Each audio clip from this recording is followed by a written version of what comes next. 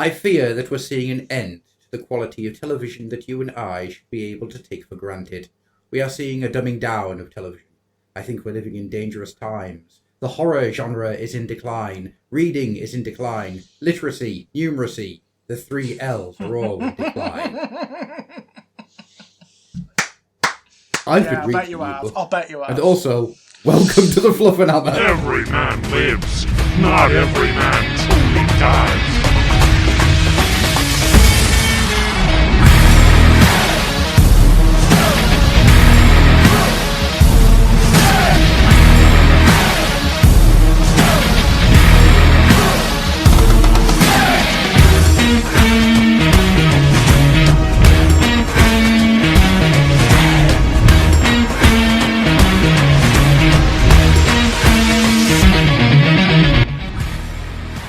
Wow! Oh yeah! What a quote! What a quote! The great Garth Marenghi.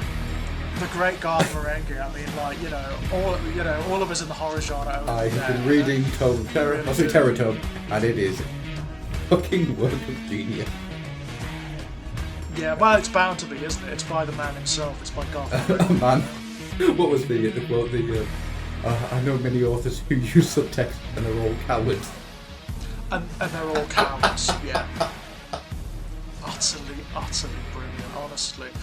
For those who don't know what we're talking about, Garth Marenghi's Dark Place, you've got to go and watch it. It is one of the most underappreciated satires this country's ever produced. It is 6 episodes long, and every second of it is perfect, right? Every second of it is perfect.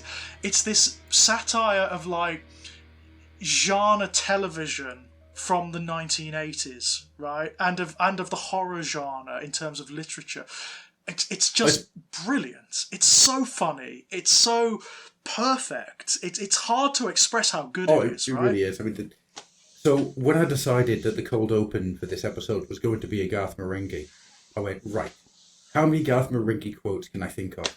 And the answer is far too many. Quite a few. I boiled it down to 7, right? And I had to basically do a roundabout knockout tournament in my brain to find out which one I was going to do. The one that was...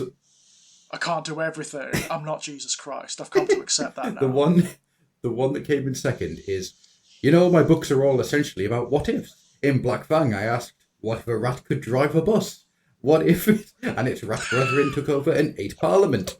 When I wrote, directed and starred in tonight's episode of Garth Marenghi's Dark Place, I was asking another what if. Now, I won't tell you which what if it is, but it's basically along the same lines, but with a different animal. Without giving away too much, think Planet of the Apes.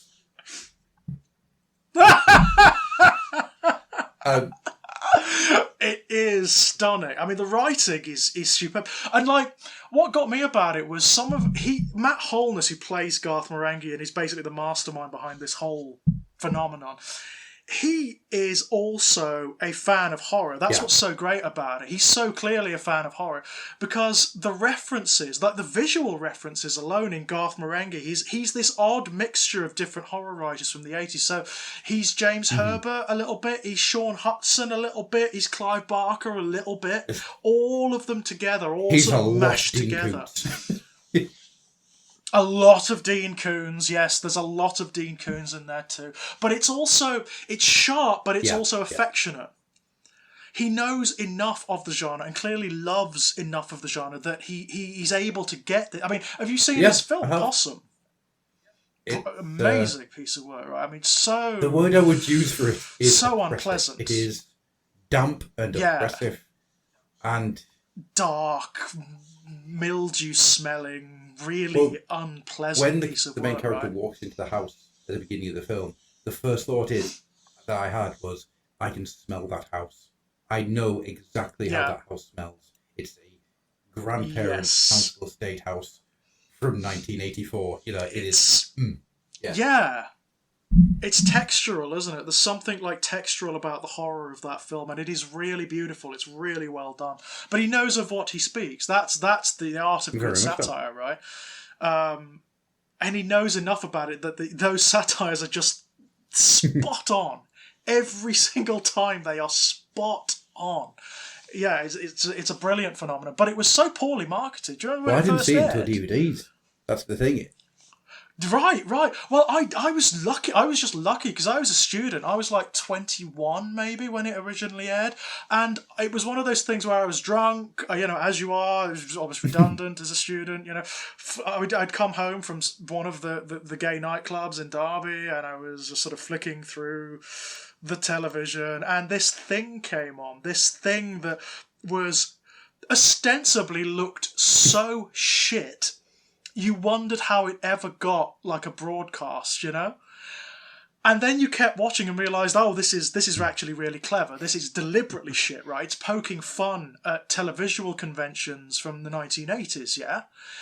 And it just grabbed me. It just really enthralled me. I just watched everything of it from that point on. I thought it was amazing. I'm going to throw another quote in just to bring this to a close. I've got something to tell you guys. And the quote is, some people say that they can see the wires. And I say, if you're looking at the wires, you're not paying attention to the story. You don't go to a Punch and Judy show to watch the wires. If you're watching the wires, you're a freak. Now, the thing I'm going to tell you is, on my recording, we're now at 6 minutes and 2 seconds. So now I have to introduce us, because apparently a game has started where some people, not naming any names, but I know who you are, have taken to timing to see how long it takes to get to the introductions. Right? Oh no, the thing is, we can't ever win now. We can't ever do it. I kind of like because that game, and I want to push it. We never I want to push it as far as we can take it. Because we got into conversation, and got so deep into conversation so fast, that we never actually introduced ourselves. So, the record now stands for 2.5 hours. Brilliant. So the only way we could beat that is by doing a 3-hour show. That's pretty good. Where we don't That's introduce not too bad, it. actually, Yeah. as they go. And you know what? I'm not in that mindscape tonight. So And not introducing I'm Adam, ourselves. your Okay, host fair enough. throughout this entire roller coaster rampage right through right. the mortal realms in the far-flung future of the 41st millennium. And to my left, figuratively speaking, probably, is Andy. Hello. Hello. Hello. How are you? I'm good. Are you good? Yeah, I'm fine. I'm good. Yeah. If you were going to be in a horror film, Andy, but it was a horror film based upon an animal, what animal would you want it to be, and what's the name? So a horror film based on an animal. Mm-hmm. And what animal would I be within the context of the horror film? Would I be No, the monster? No. The monster is the animal. You can be the final girl, so to speak. Oh, okay. You're the survivor of the film. You're the final Andy. Maybe it's not a horror, but the one that it's Anthony Hopkins and who's the guy that shot And Olivia on the set? Alec Baldwin. Yeah. Alec Baldwin, because you want to kill the bear. Yeah, that You're gonna one. kill the bear. What's that movie called? I like that one.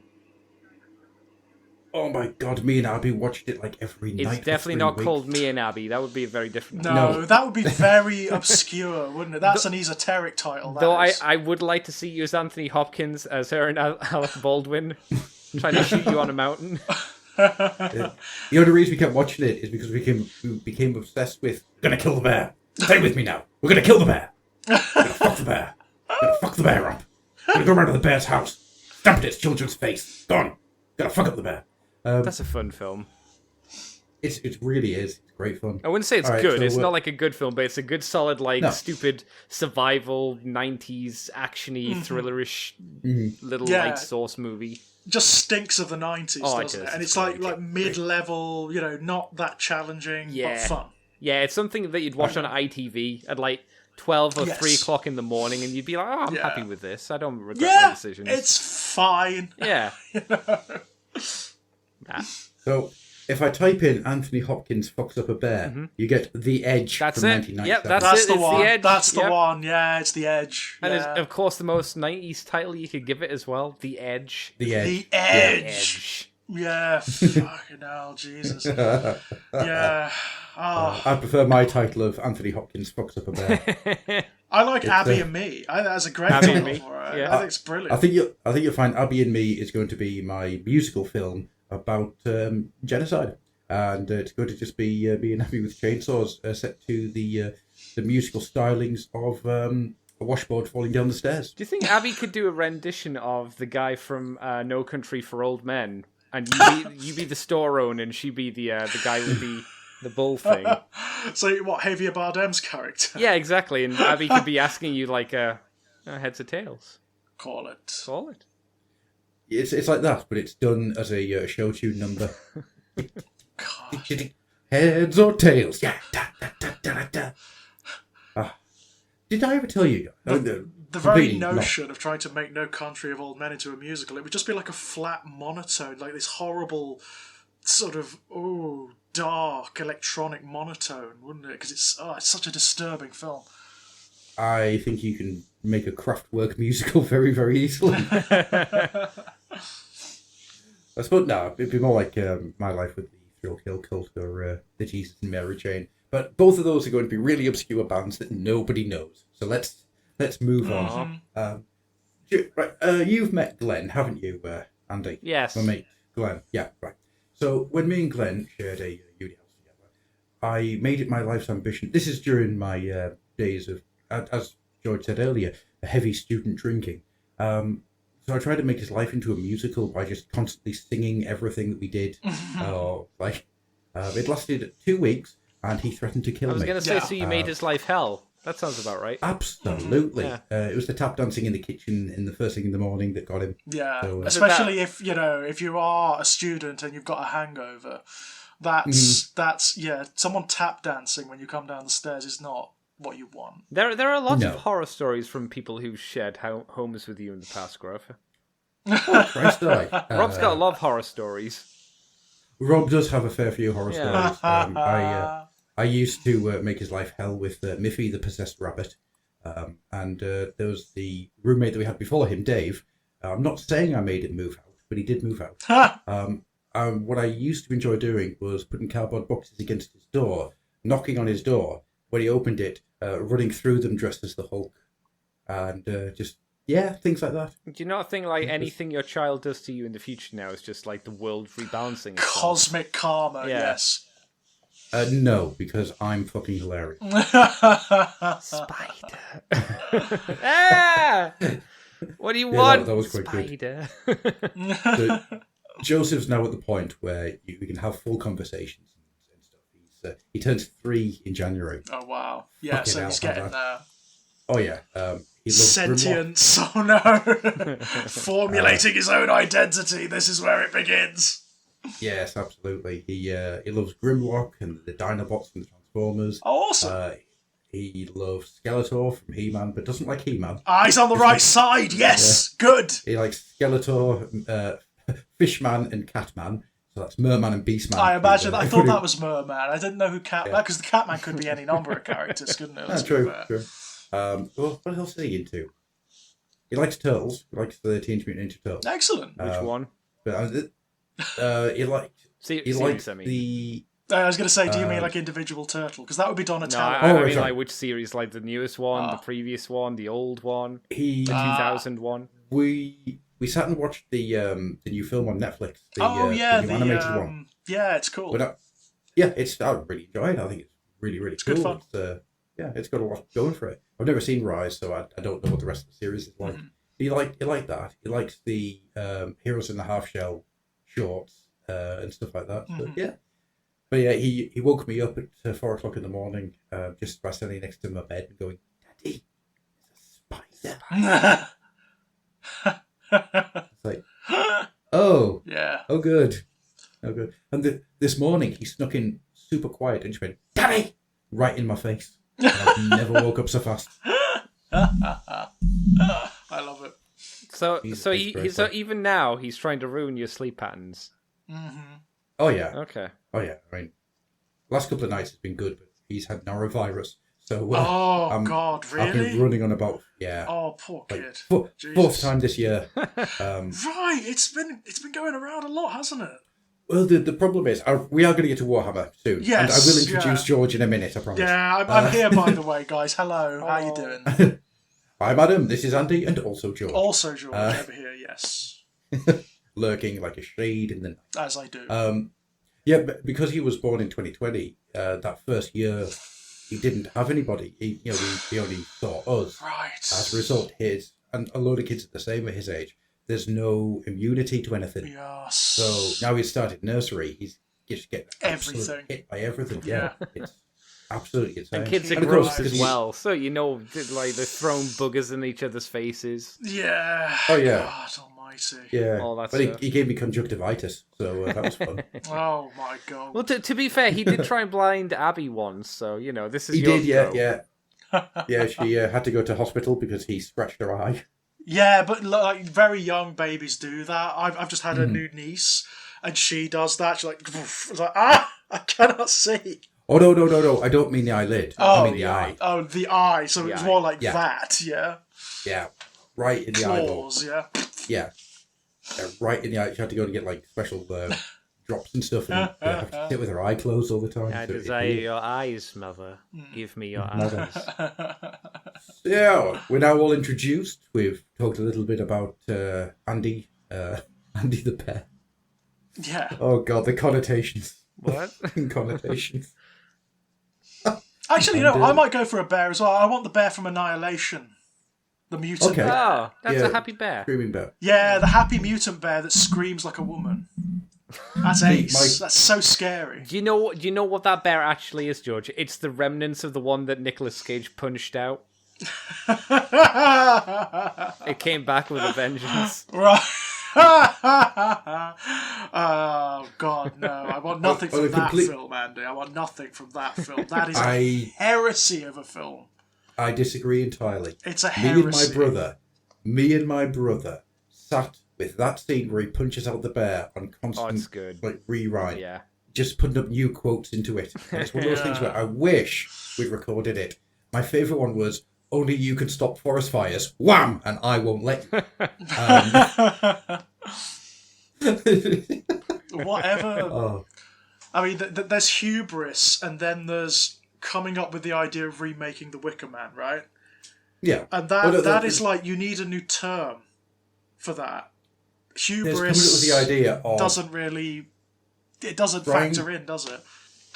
There's trying to remake The Wicker Man and not realising anything. Yeah. It's almost like they'd read a synopsis of Yes. what The Wicker Man was. But by someone And who, without- who also hadn't understood the film. Yeah. You know? Because it... Amazing, right? Amazing as the inverse of what you should do when you do a remake. You do know why Nick Cage made that film, don't you? No. He was high. He was bankrupt. Oh, Because was it because of his debts, which is why he's been Yeah. doing lots of stuff. Why he's been Yeah, so- appearing in like evangelism films and shit like that. Oh, I will not hear a bad word about Left Behind. Left Behind. Yeah. I always want to call it Against All Odds. I know that's the wrong name. That is but definitely not it, no. is that the No, one with the pig? but, no, Pig is fucking beautiful. Yeah, I hear Pig's actually pretty good. Which was the horror movie Pig's he good. did as well? Because Pig's amazing. He's done some great stuff lately. I mean, he did the H.P. Lovecraft Colour Out of Space, which was really good. Yeah, He yeah, did that's all right. Mandy. Mandy, that was the one I was Mandy. thinking about. Mandy was really good. Mandy is... What the fuck was that? Yeah. It was great. It was wonderful, Yeah. but it was the most bonkers Nick Cage film I've ever seen. It's one of the most psychedelic things I've seen. It's brilliant, right? I mean, just many, stunning. many years. I loved Oh, it. yeah. I've got to say, I was Yeah. just in with that film. But yes. Pig is honestly one of the most beautiful films I've ever seen. 'Cause in case nobody knows what Pig is, it was marketed as like Taken, but about a man and his pig. Yeah, but that's not But what it's it not, is it? That's not what it is. At all. It's a film about our relationship with food, apart from it isn't, except for when it is. Yeah. You've got to And watch it. I mean, that's the only thing. Yeah. You've got to watch it. You're not going to understand, because like none of the promotional material is accurate about this film. No, it's beautiful. It's a stunningly, achingly beautiful film. Right, I loved it. It's just beautiful. Yeah, same. Stunning. I mean, one of Nick Cage's like best performances maybe ever. Yeah, You know? no, I can get behind that, because I mean he does more walking across a room than dialogue would ever be able to do. It's a stunning experience. And it's short as well. Yes, it's not long, but there's this. It's the sort of post Lord of the Rings tendency for films to be like 2 hours minimum. No, this is it's not prohibitive, right? No, 88 minutes in and out. It's pretty good. That's pretty conservative for films these days, to be honest. I actually managed. I may have discussed this with you guys already, but the 2018 remake of Suspiria. Yes, it's amazing. Yeah, it's amazing. I'd avoided it. Because I love the original. The original Dario Argento from the 1970s. That's like it's like a nightmare on film, right? It's nothing makes sense, but it doesn't need to, because it makes sense here, right? It makes sense on an emotional level. It's one of the few films I've ever seen that legitimately feels like a nightmare. Like, it follows the logic of a nightmare. It's constructed like a nightmare. It even looks like a nightmare, right, with all the weird lighting and everything. What I love about I avoided the remake. I avoided it for many years because I'm like, I don't know how you do this. I don't know how this could ever possibly be any good. And I just came to watch it as part of my Halloween viewing this year, and I was utterly rocked by it because it's amazing. It's a really weird beast. Yeah. Where, on its own footing, it is a very, very stunning piece of work. Just beautiful, right? It's like, it begs the question: how do you do a remake of Dario Argento's Suspiria? You don't. You take the base premise and the setting and the back mythology, and then you do something different with it. You do something interesting. You make it this giant homage to 1970s underground cinema, right? What blew me away about it, because me and Abby watched it. We came at it from a very different point of view, where she's never seen the original. Right. I have. So she came at it as kind of almost fearful of, like, I just don't know what the hell's happening. Yeah, of course. Well, that's kind of the point. Yeah. That's what it's meant to be doing. Absolutely. But because I've seen the original, it was giving me... how would you put it? It was giving me pointers to a larger story, I think, maybe the way to explain it. Yep. It's enough of a homage to the original for you to get that sense of that sense of remembrance from it. Yeah. But it's enough of its own thing that if you've seen the original, it adds a ton of new stuff to the story. This is it. It is very much its own thing without any callbacks to the original. Yes. It is, what the fuck have you made here? It's amazing, isn't it? Because it's a jigsaw puzzle. They want it to be its own entity and to succeed on those merits, which is what makes it stand apart from the vast majority of remakes. And so it has its own themes, it has its own style. It looks to me, rather than looking like a Dario Argento film, it looks like a Nicholas Roeg film. It looks like Don't Look Now, doesn't it? Yeah, very much so. Very much so. Like the colour palette, even like, did you notice like the direction, the camera movements, and the framing of scenes are like 1970s European cinema. Yeah, I also very much noticed that the camera always moved in straight and curved lines. Yeah. So the way this is something I fucking love, being a big old nerd. The camera always moved parallel to the scenery around it. Which is a very European way of doing it. Very instead European. Of an American camera, which it'll move through scenery or it'll move around scenery, it always runs parallel to whatever the scenery is around it.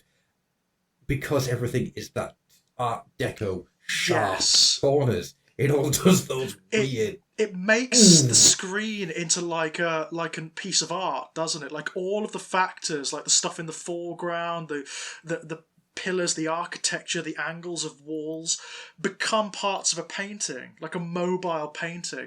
It's utterly beautiful. It is very European. And also, it's brutal. Like, the film is absolutely balls to the wall brutal, isn't it? And you don't think it's going to be. That's what's brilliant about it. Until that first dance scene. You don't think it's going to be what it is. You certainly don't expect it to have body horror in it. No. Like, honest to God body horror, like Cronenbergian shit, right? Oh, the end section, it's like Cronenberg and Del Toro got together and had a little baby. Yeah. You know, it's what the fuck am I watching? It's incredible, honestly. I was blown away. I was totally blown away. It had like almost everything I love about horror cinema is in this film. I mean, it's a weird one actually, because it got me thinking about what is it about cinema that I love. The art of movie making. Yeah. It sent me down a massive rabbit hole. I mean, I think we had a massive conversation on our little Fluffenhammer thing about horror movies. Yeah. How they got made and stuff like that. So it was enough to just kickstart parts of my brain that haven't thought about the way films are made for a long time. It also reminded me how much Marvel films bore the shit out of me. But anyhow, before we get onto that one, let's get on to the subject in hand. At nearly half an hour in, there are people who are timing us, I'm betting you, to see how long it takes to get to Warhammer-related stuff. Now remember, we are a Warhammer adjacent, and horror is very much adjacent, so that's okay. Absolutely it is. I'm sure if you looked hard enough, you would find a Dario Argento reference somewhere in Warhammer. Yep, it's in a Warhammer Inferno, and the short story is called Tenebrae. It is very much full-blown. It's right there. It's a reference to Tenebrae itself, is it, like the film, yeah? Yep. Brilliant. There you go. I was wondering if maybe somewhere in the lore there is an Inquisitor called Dario or Argento or something like that. I wouldn't be surprised. Wouldn't surprise me in the least. No. If there isn't, I'm going to make one. Yeah, right. Dario Argento is a good name for an Inquisitor, actually. It's actually a brilliant name, isn't it? You know? If you combined it into one word, Dario Argento. Yeah. Inquisitor Dario Argento. Yes, I can. Yeah, I like that. I have to rewrite You can get away with that, I think. Yeah. Absolutely. So let's ask a big old question. And we're going to spin the wheel of misfortune. Andy, what have you been up to in hobby terms since last we spoke? I've just been putting together some of the kits that I got recently.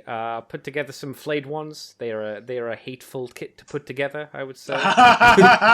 Yeah. Lots of little bits, very thin, fiddly bits. Very thin. Yeah? You know how with the more current models, usually they don't have like pegs and ports, but they have like a groove that you shove them into. Yes. With the flayed ones, there are very slight grooves, but they're the opposite of useful.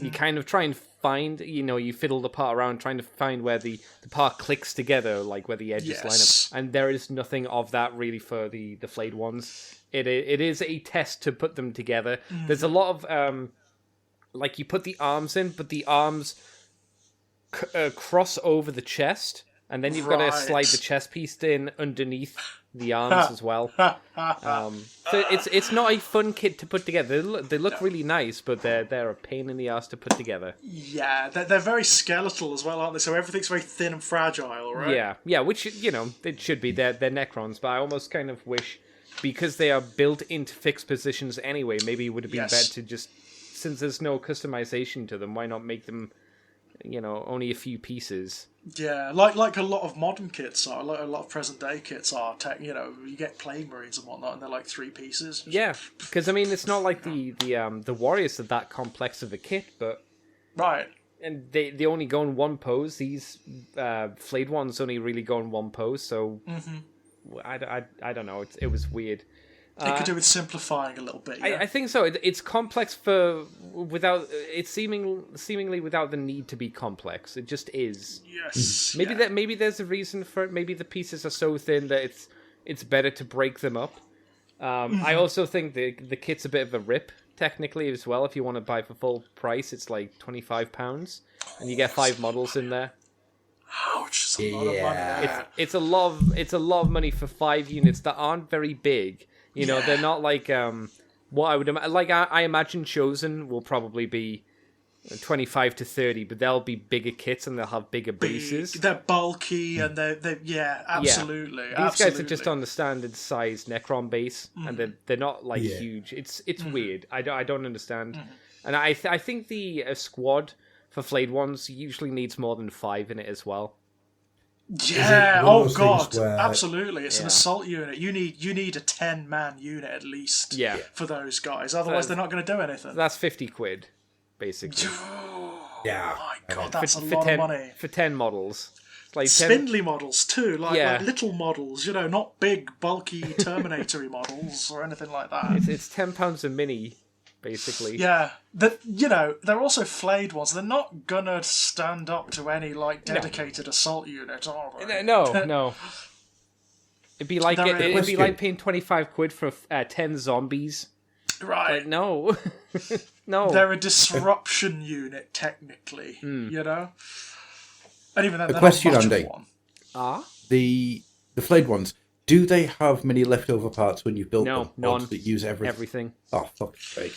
Yeah. uses everything. Shite and bollocks. Yeah. Eek. Like I say, there's no customizing you can do. I mean, you could probably customize them, but Yeah, I mean, There's there's no, stuff like- you could do, but there's not like extra parts, is what I mean. There's not like, oh, there's an arm in a different pose which you could swap out for that arm, or it has a different hand that you could Yeah. have. There's no like extra heads. It's all just they're all pretty much standard, aren't they? it's one sprue. It's not like a sprue split into two sprues. It's just one sprue. It's rough, man. It's rough. Yes. So I'm glad that Big Swing and D just sent it to me. So thank you, Big Swing and D. Yeah, that's very kind. Yeah, right? I know I'll I now never, because like obviously I can't play the game because I can't get out to see people. I now don't need to worry about buying the kit myself. I can paint it and be like, there's some flayed ones. Never have to buy them again. Yeah, they're done, right? Your flayed ones, Yep. got that covered. Yep, I'll have them. I'll paint them. They'll go on my army shelf, and I go, okay, there we go. No worries, we're done. Yeah. My buddy Matt. maybe- Sorry, what were you going to say, Griff? I was going to say, maybe just keep an eye open to see if anybody ever sells any for cheap. And Well, I mean, the reason Big Swing and D had like extras were they were in the Conquest or Imperium, whatever the current magazine yes, was. yeah. So everybody went for those ones, obviously, because it's like, do you want to spend £8 or £25? Or 25. yeah, very much so. Yeah. So obviously they all went, and you can still pick them up from eBay.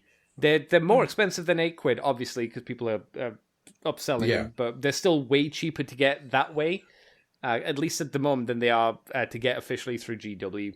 And it does kind of show you that a £25 kit could just be sold for £8, effectively. I know the way they Yeah. balance out the magazines is a little bit different, but still, Yeah. Yeah. My buddy Matt got me an early birthday present yesterday, which he paid for like £20 of Luca Vi, the mother of nightmares, something like that. Is that her name? Oh, yes, yes. yeah. Oh, she's gorgeous, isn't she? Yes and What a no. lovely monster. I think she looks a bit awkward as a design in terms of she's basically a weird centaur, Yes. and I don't think it works desperately well. So what I've done is I've snipped off her body. And I'm going to try and make the bottom bat half into Vargoof Courtier, because there's only a resin model for that. So it's like, well, I'll go fuck myself, I guess, because I am buying a resin model of a very old kit. No, Very old kit very now, old kit. yeah. So I need to try and figure out what How kind to of do that, yeah. yeah, it's specifically what kind of head to use. I was going to use a spare head from the Mortark set, but the heads from those Abyssal Beasts are too big. Right. And obviously, like a Vargeist's head is too small. Too small, yeah. So I need to find like a good substitute that still looks relatively monstrous. And for her, When we finish recording, I will look through my bits box. Oh, thank I you. might have something to work there. oh, interesting. Okay, yeah, because the way that it would need a neck as well. Potentially, I could probably like faux it with like the back parts of Vargeists and not stick them together and just kind of put them on Milliput or something like that. Just kind of squish them together to try and fill up the gaps. What are they called? Those The Avangori, is that it? The which one?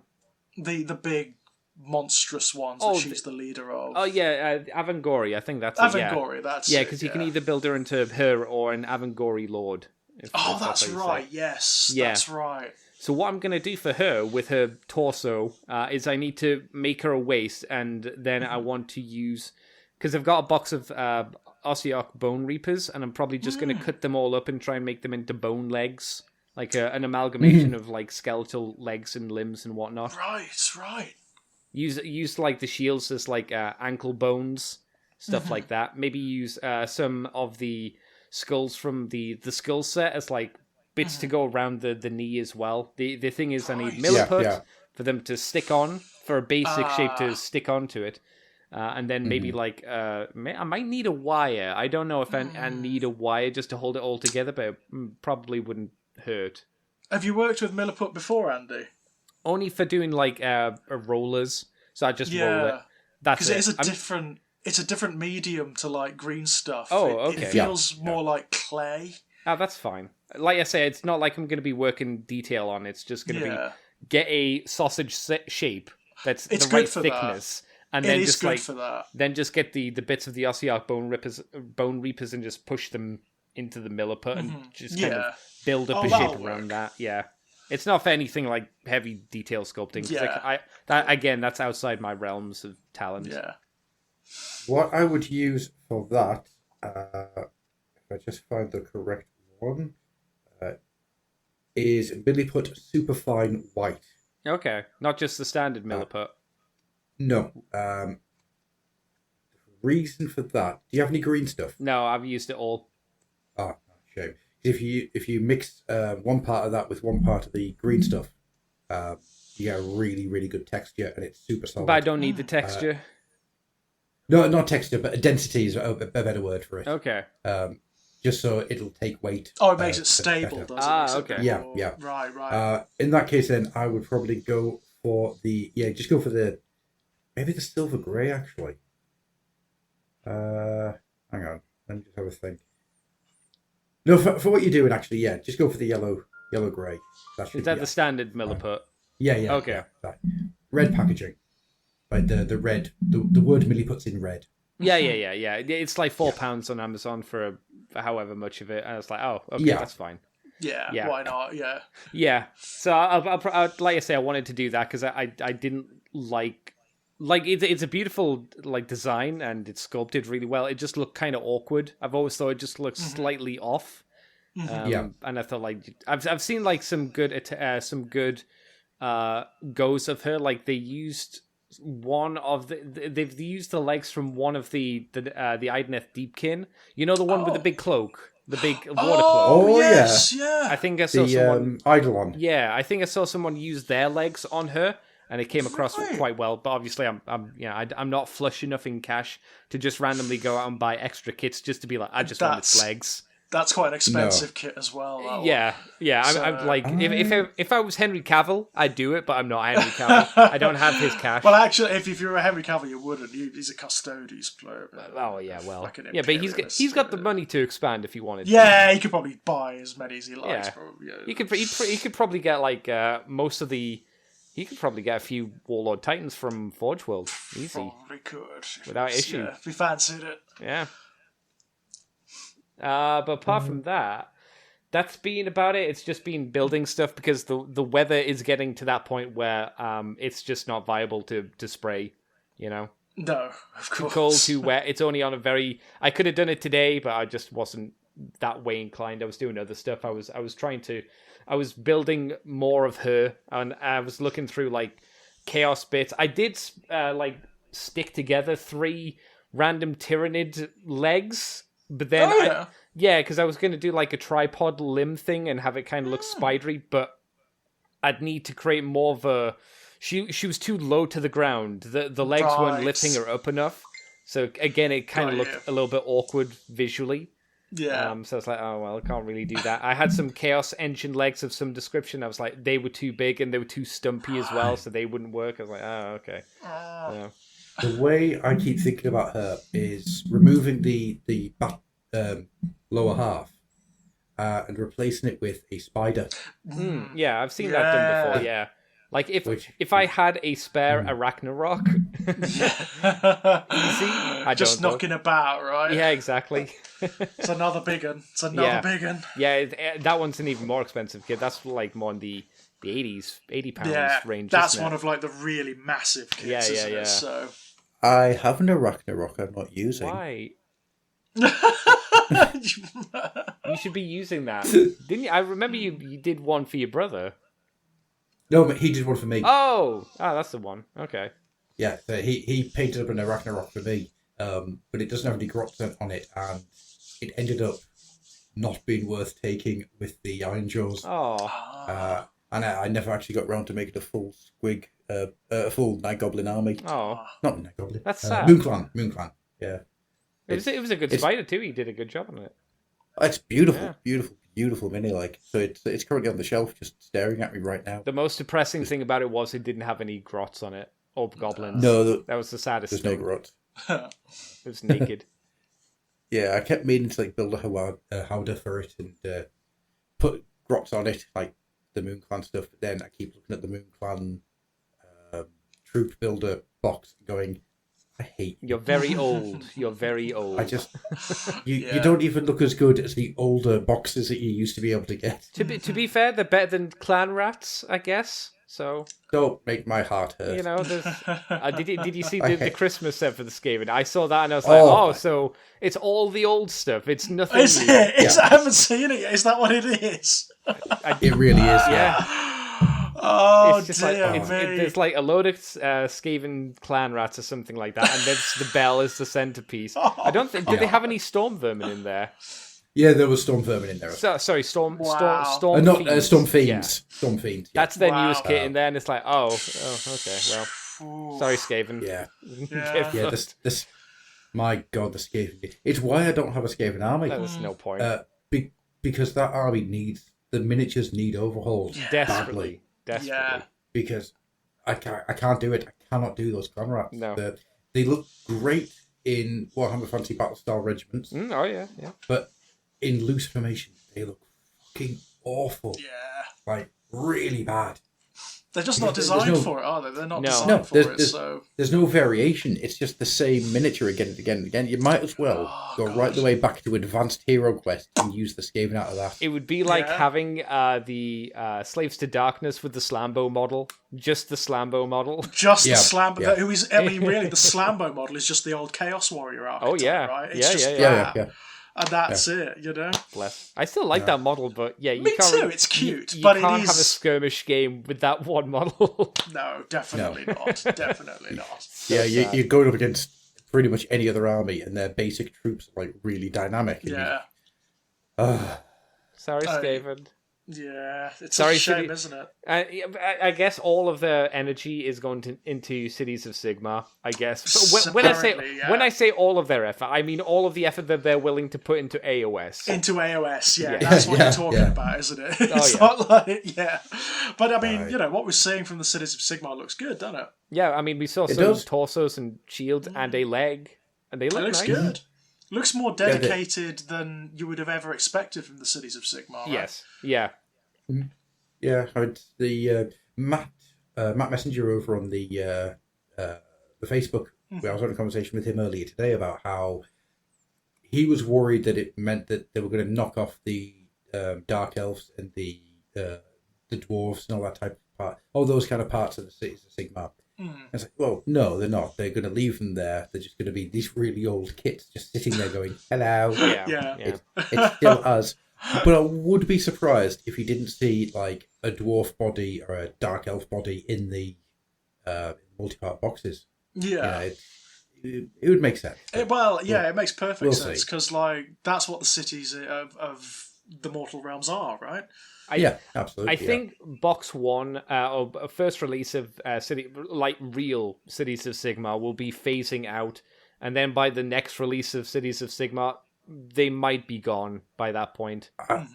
Like the old, when I say that, I mean specifically any kind of inclination to using the old kits. The old kits probably won't be in the book at that point. It'll be maybe you could use an old kit for this, but it's really you should be using the new stuff at this point. Yes, That's what I think. Yeah. Well, That's probably the case. Yeah. So about my year to guess years. is that all the Empire stuff. The reason that they're doing the Cities of Sigmar as is for this big push next year is that all the Empire stuff is getting moved to Old World. Right. So it's kind of which would dual make perfect purpose, sense. right? No. Because it would be confusing to have it with the Old World and the AOS random Right. boxes. Right. So you you have this brand new Cities of Sigmar set. That's for AOS. All the Empire stuff is now Old World. Mm-hmm. So there's a clear distinction between the two things. I'm going to assume that like the Cities of Sigmar stuff is going to be like heavily Dawnbringer Crusade in nature. Massively, Yeah. That would make enormous sense. I mean, that stuff is all over 3.0. It's all over the books, and that is driving the background of the other armies as well. It is, yeah. You know, yeah. Everything's in retaliation or or taking advantage of. Yeah, absolutely. Yeah. I mean, like it's what they've done with this thing with the new Disciples of Zeech book. One of the problems with the Disciples of Zeech is that they've always been a little bit static in comparison to some of the other Chaos Forces. Yeah. So, like, the Hedonites, one of the big draws of the Hedonites is that they've got this narrative dynamic, which was originally finding where Slaanesh was imprisoned, right? Now it's trying to release Slaanesh, now that they know where Slaanesh actually is. With the Maggotkin of Nurgle, it was always this thing of trying to take over Gur and to corrupt the cycles of life and so on and so forth. With the Khorne, the Blades of Khorne, it was just rampaging wherever they wanted to go. Mm-hmm. These guys have always been a little bit kind of static. They operate within the civilizations of the old world, but that's it. You don't really get any sense of a grander or wider unifying agenda. But in 3.0 they've actually got that. They've actually given them that, which is related to the Dawnbringer Crusades. Like the Disciples of Zeech have infiltrated the Dawnbringer Crusades and the cities that they've established along the ley lines. They call it the geomantic web. It's the magic that holds the mortal that holds the mortal realms together, and they're trying to disrupt that. They're trying to sort of pick it apart through occult rituals and whatnot. So there is like an agenda behind them now. There is a proper narrative push behind them, which is all related to the Dawnbringer Crusades, the efflorescence of new city-states, and so on and so forth. So yeah, it's linked to everything. It's linked to absolutely everything. It wouldn't surprise me in the least if when the new Hedonites book comes out, there's loads of stuff relating to how they function in relation to the Dawnbringer Crusades and how that's changing the nature of Slaanesh worship in the mortal realms. I think there was something I read the other day. And it was all about how the Moon Clan are moving with the Dawnbringer Crusade. They're kind of following at a distance to see what the hell the stupid Humies are up to. Yeah, because they're just curious, right? It's like, it's just like they're not attacking you or anything, but they're doing like nighttime raids to steal all the glass bottles and things. It's all stuff like that. And there's a what the hell was it? It was a little short story, like one of those little page short stories. I don't think it was in White Dwarf. It must have been on the site or somewhere. And it's just all these spiders are just like following behind this carpet of spiders, just dig all the way behind the Dawnbringer Crusade. They're all just like looking back at what the hell is going on behind there. Yeah. Every time you look back, there's just more spiders joining this living carpet. I really like that as a concept. Just they're forging off and finding these new things that are happening out in the world, in the realms. Well, I would expect. What else is out there? Fimia! Yeah, let's hope so. At some point, at this point, who knows? I mean, with the Votann coming back in 40k, I for me, all bets are off. I wouldn't be that surprised by anything. Yeah, at this point, it would be nice. I don't see it happening. No. And do you know why I don't see it happening? Well, they're kind of already done it in a very roundabout way. You've got the Fomorian creatures, which are kind of references to them. Nah, they're not reptilian enough. They're not cold-blooded enough. No. Too much fur. It's the same thing why I don't think the Oathbreakers are going to hit anytime soon. And it's because I haven't built the armies yet. Right. They're gonna wait for me to finish spending all that time and effort in building one that would work. Yeah. And then they'll release it to piss me off. Yes, that's exactly it. That's exactly what will happen, of course. Speaking of which, my Chaos Dwarf army is coming on quite nicely. Yay! So, who knows, eh? Maybe. Maybe.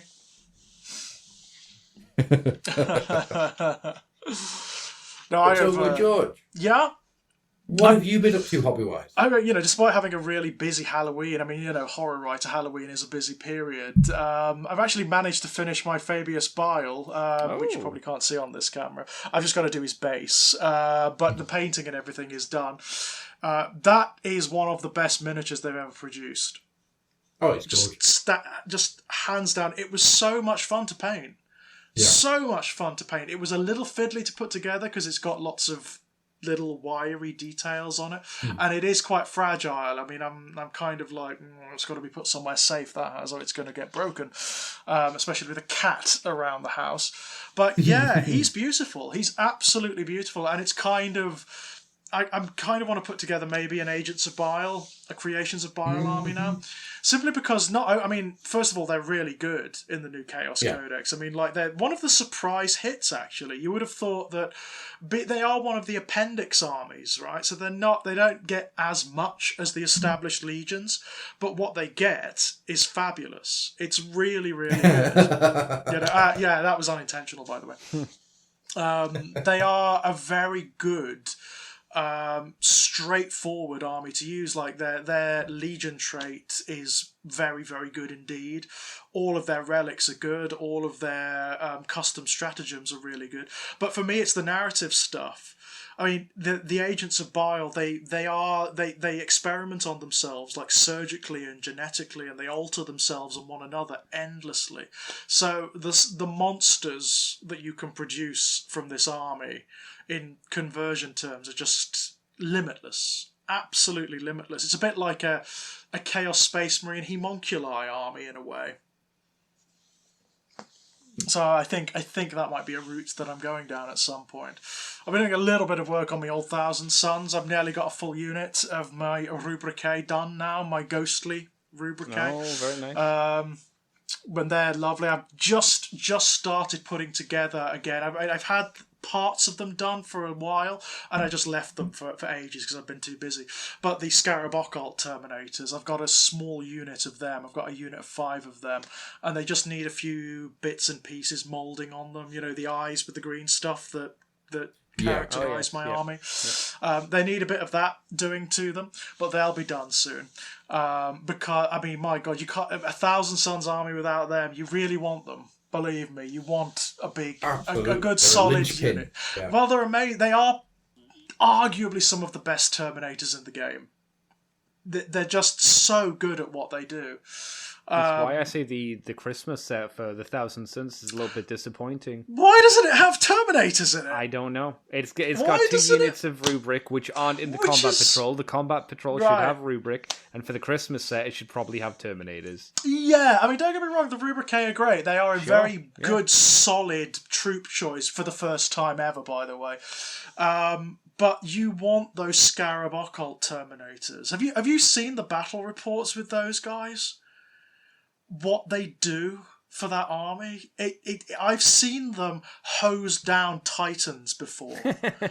They are insanely good at what they do. So yes, for a battle force, especially one built around Magnus the Red, you kind of want them there. Mm-hmm. It's an odd one, though. It's an odd choice, to be honest. Although I am probably going to get it, because with that amount of Rubrique, that will be all the Rubrique I need. That will be it, 3 units is about the maximum you can fit in any army anyway, in terms of their points cost, unless you're doing some stupid, 3,000 point thing. So, what would you do with the second Magnus, though? And another set of Exalted Sorcerers. Oh, the Sorcerers. Got quite a few Sorcerers. I've got 12 Sorcerers now. Yeah. I never get tired of building Sorcerers, so I'll probably build some more, quite frankly. I'll very happily build some more Sorcerers, because they're my favourite bit of the Thousand Suns. I like having a big old coven of Sorcerers. Oh, I've got an idea. You know what you could do with Magnus, right? You've already got one, haven't you? Mm-hmm. Right? How did you build him? Did you build him with the armour on, the armour off, one eye? Armour off. Armour off, one eye? No, I gave him the 2 eye, because I like the sort of, the arrogance of the facial expression of that one. What you then do is you build up the second one with the armor on, magnetize it, so you can change the heads, and then every turn you swap the model. To show the different aspects of Magnus. Yeah. So it changes nothing for the actual game. Yeah. But it's just one of those weird, fun things you could do. Yeah. Just to keep fucking with your opponent. You know what would be fun? If you got the endless spell, the Purple Sun, and you painted it red and gave it a singular eye. That'd be quite fun. Yeah. Or you just get one of them and it's just Nagash. Hello. But I mean, he's gorgeous. He really is my personal favourite of the Primarchs. Most people go for Morty, who is don't get me wrong, he's stunning too. But I just got a very big soft spot for Magnus. But I think he looks so much better without his armour. No, I agree. There's something more primal about him without his armour. More sort of it speaks to what he's become more. For me. Yeah. It's how I visualise him in the End of Echoes. Yeah, when God Almighty, that fight between him and Vulcan, Jesus Christ! Oh, you mean the start of the Legion of the Damned? Yes, that's what it seems to be implying, right? I'm telling you, that's exactly where I'm sticking. That's what he's getting at. It is Magnus and Vulcan. He doesn't state it because they wouldn't let him do it. There's no way they'd ever let him do that. But he is stating that Magnus and Vulcan between them kind of create the Legion of the Damned. Absolutely. I am sticking that down as a piece of lore. That is fluff lore. Hashtag fluff lore. The spoilers, by the way, guys. But if we're going to be speaking about Echoes of Eternity, massive spoilers. It is one of the best books in the Horus Heresy. If you don't want it spoiled, stop listening now, you know? Actually, what we're going to do is, I think, at some point, what we'll do is we'll do an episode dedicated to it. We'll wait till part 2's out. When part 2 is out, and it's been out for a while, we'll do a special show where we talk about those two books. It's just brilliant. I mean, it is ADB, Aaron Dembski-Bowden he is one of the best authors in the Black Library. I mean, he gives you Sanguinius, and it's the best Sanguinius, right? He gives you Angron, and it's the best Angron. He gives you Rogel Dawn, and it's the best Rogel Dawn. It's like, wow. He gives you Vulcan, and it's the best Vulcan. It's weird, actually. I did not, in any way, shape, at all, ever expect to come out of that with my favourite Primarchs being Yagatai Khan and Vulcan. Yeah, I mean, it's... before any of this, they were there, but I never really considered them. They've always been, like, in the Horus Heresy books as well, they've always been bit players, really. They've never been that significant up until the Solar Wars. Then they come into their own. I mean, I don't want to say that if I ever did a Space Marine chapter, it would be the Salamanders, because we all know if I ever did a Space Marine chapter, it would be the Space Sharks. The Space Sharks, yes. I can never actually say Cacarodons. Whatever. The Caradron Overlords, the dwarves from AOS. Yes. The Caradron, the Carcadon Overlord. The Carc the Pants chapter, that's what I would do. The Salamanders would actually be a close also run, because I've come to love them. I've absolutely come to love the Salamanders. I love that they are what Space Marines should be. Yeah, they're great, in a lot of ways. Isn't the bummer about the Salamanders that they're not very good in terms of rules, because Flamers, at least for Space Marines, are kind of shitty? You know what the sad thing is? Chaos Space Marines got the rules they should get for their Flamers. Did you see, like, in the Let the Galaxy Burn rule? Like, it almost undoes the randomness of Flamers. So you always get at least 3 hits with each Flamer attack that you use. That's kind of what the Salamanders should have had, really. Yeah. Salamanders come in with a match and a deodorant can. In fact, you know what? The Thousand Suns, we get the best Flamers in the game. Well, to be fair, they're using magic flames, so it's like, that's... But even so, I mean, like, we get a whole Space Marine unit that can take warp flamers that are -2 armor penetration. And have you seen flamer units of Thousand Suns? They just hose stuff off the battlefield. It's crazy. And then Salamanders are like... The Salamanders are there kind of like... It's our thing. It's built into our very day-to-day life. And considering what Magnus does to their Primarch at the end of Echoes of Eternity, it's a bigger insult, right? I mean, my God. There's what Nighthaunter put him through, and then there's what Magnus puts him through. Then what the fucking Emperor puts him through. It's madness, right? It's just like, how much punishment can this guy take before his mind is just gone? Well, yeah, no, I'm not going to make that joke, because that would be a big spoiler. So the answer is lots. Lots and lots. And Everyone's lots. like, ooh, I want immortality. I want immortality. Are you sure? Look at Vulcan. Has he had a good time with immortality? No. I don't think you do. No. Immortality can kind of suck unless you've got a lot of other things going for you as well. Yeah, and in fact, that's something that's explored as well via the Demon Primarchs, isn't it? I mean, like Angron. Oh, yeah. Jesus Christ. Angron is incredible. Amazing. Holy shit. Just like Holy an amazing character, right? Just beautiful. And finally, it's never been in the lore before this book. You finally get the Red Angels facing off. Yes. Right? Sanguinius and Angron. Yeah. Yes. It's awesome. The bit that absolutely blew my mind, Angron trying to talk. Yeah, because he can't anymore, right? No. And it's the ramifications of this one line. It just, it sent my brain into freefall. Does he have a little notepad and pen and just kind of scratch it down and then hold it up? He does everything through charades. I was going to say, really he just doesn't bother. You know, he tries to talk to Sanguinius, and it's just in a mouth that is no longer made for words, but instead bestial screaming. All right. It's that conflict was just the best, wasn't it? It was so well done. Everything in that book. I really don't want to overhype it, because there is always that thing of you go on about how good something is, and it's going to create disappointment in somebody somewhere. Yeah. Because all I would say is, yes, it is. I want the next one. I really desperately want the next one. Yeah, I'm a little concerned about the books that come after this. I've got to be honest, because they are going to have to be superb. Well, there's only one more after this, isn't it? That's it. No, there's two more after this.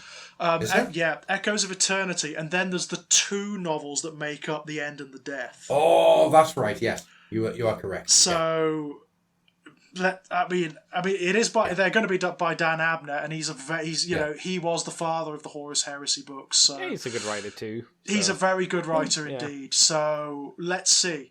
But Echoes of Eternity has set the bar so damn high. Yeah. It is probably the best 40k novel. You know, it's just beautiful. It encapsulates so much about the setting as a whole, right? It's not just the Horus Heresy. It's not just the Siege of Terror. It's the setting as a whole that he really goes for here. I guess you could say a problem, though, is it probably you can't just read it, can you?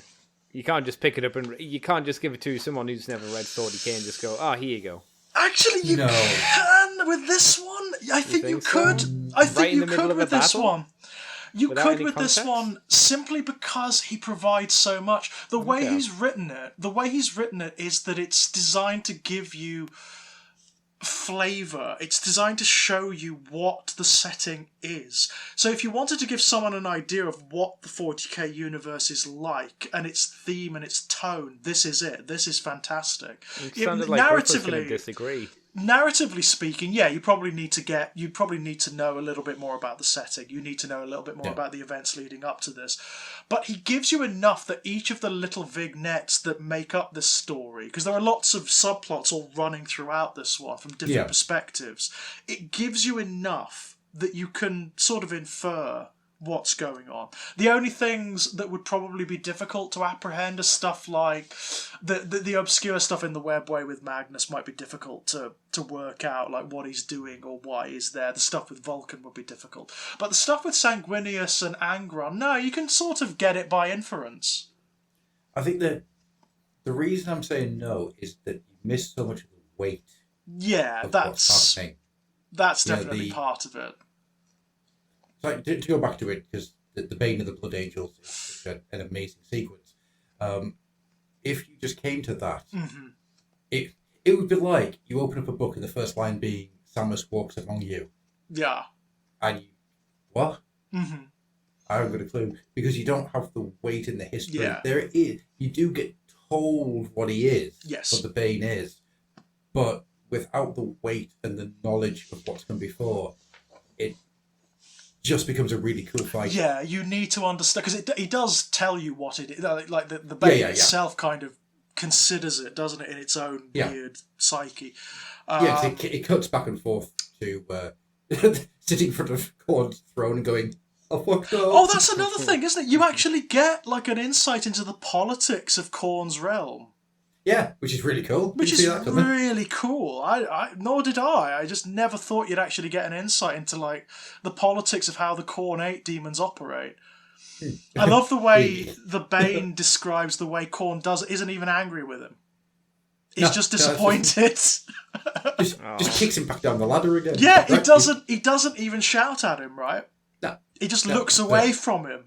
And it's like way worse. It is way worse, right? It's way worse. I'm not upset with you. I'm just disappointed. I'm sorry, Dad. No. Yeah, no. right. The disappointment of a chaos god. That must be terrible to behold, right? You now have to do some work to get back in my favour. Yeah. Before I'll even think about allowing you any boons ever again. Yeah. Fucking Actually seeing like how the demons operate and why they're so desperate to do what they do, right? Mm-hmm. Why they want the mortal realm to themselves, why they want it to be a playground of chaos. That's fascinating. Just utterly brilliant, because it does make them, although they are sort of like, ideological manifestations, it does make them another species, right? Yes, absolutely. They even do it, and this is something I fucking love in that book. Was it, they call it, I'm trying to think of the word they use, it's not demonic Xenos. They call it something else. Yes, they call them I think it's Arkhan Land, isn't it? He still won't accept that they're demons. Yeah. So he calls them. There's something. It's something. Some sort of Xenos, isn't it? That's what he describes. Etheric Xenos or something like that. Like that. It's like they're trying to rationalize the irrational, right? Yeah. And am I alone here by just saying that Arkhan Land trilogy? Yeah, I mean, he really comes into his own in this book, doesn't he? He really does. I would like to have Books of the Bastard, parts 1 to 3. He's not a bastard, though, is he? Not really. Not underneath. He's actually quite heroic, actually, when it comes down to it.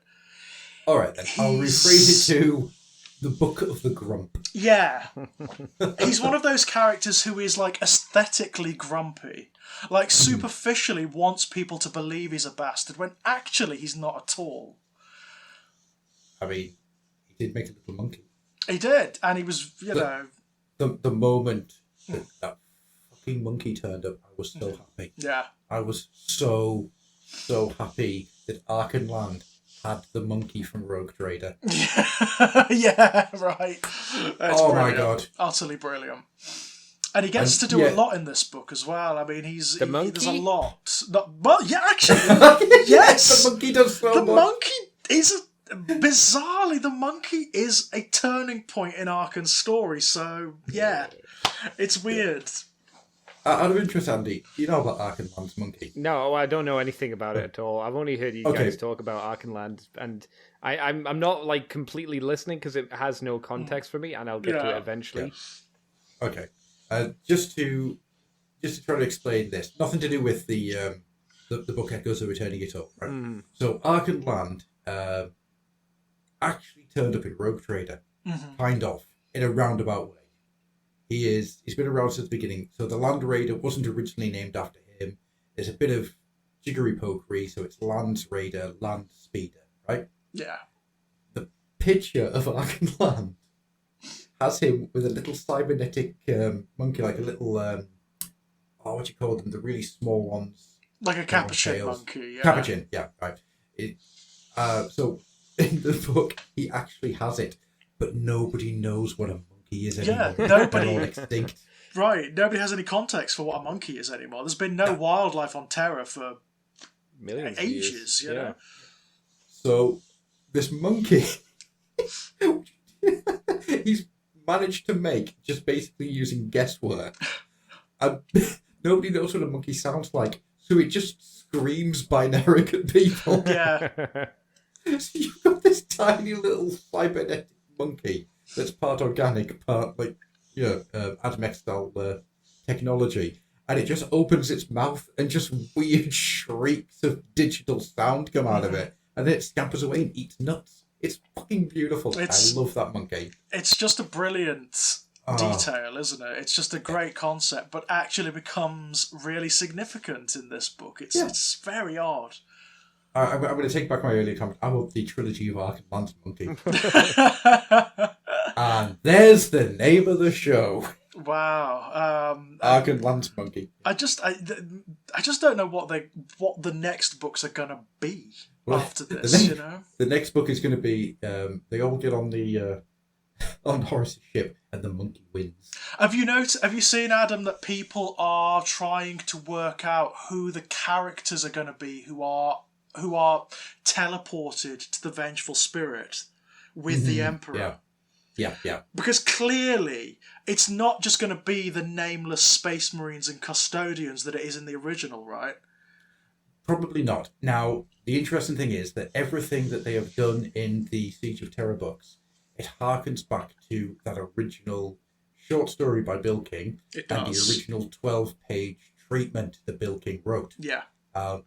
Which I take my hat off, because that is the most honourable thing they ever could have done. Yes. It is. It's a beautiful tribute to Bill King. They're paying homage. They're paying homage to it, aren't they? They're paying Absolutely. Just massive homage to it. Yeah. The fact that they've taken that 12-page treatment and they have expanded it in the way that they have. Yeah. I mean, the fucking Sky platform. Yes. Yeah.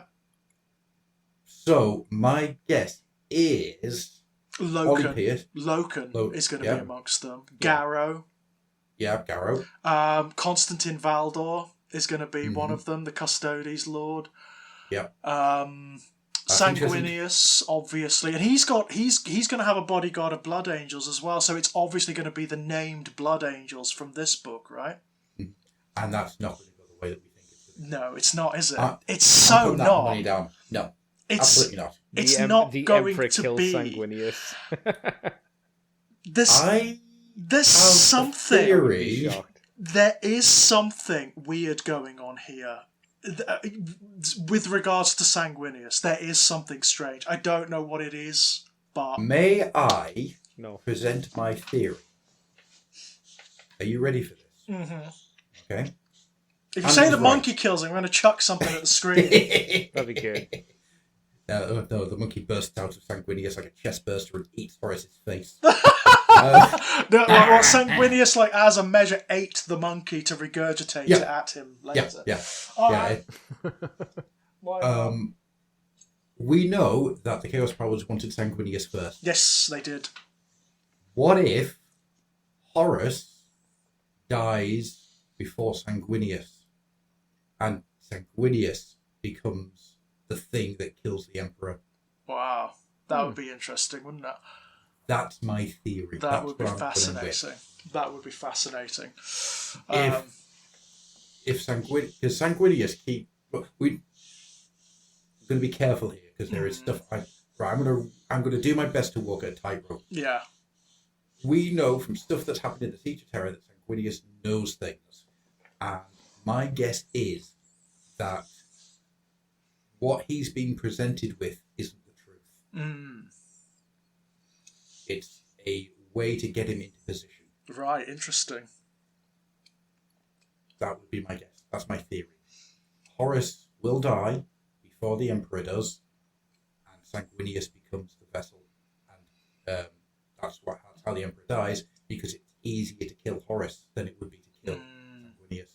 Yeah. Because at this point, Horace is no longer the Emperor's son. Sanguinius, however, very much the Emperor's son.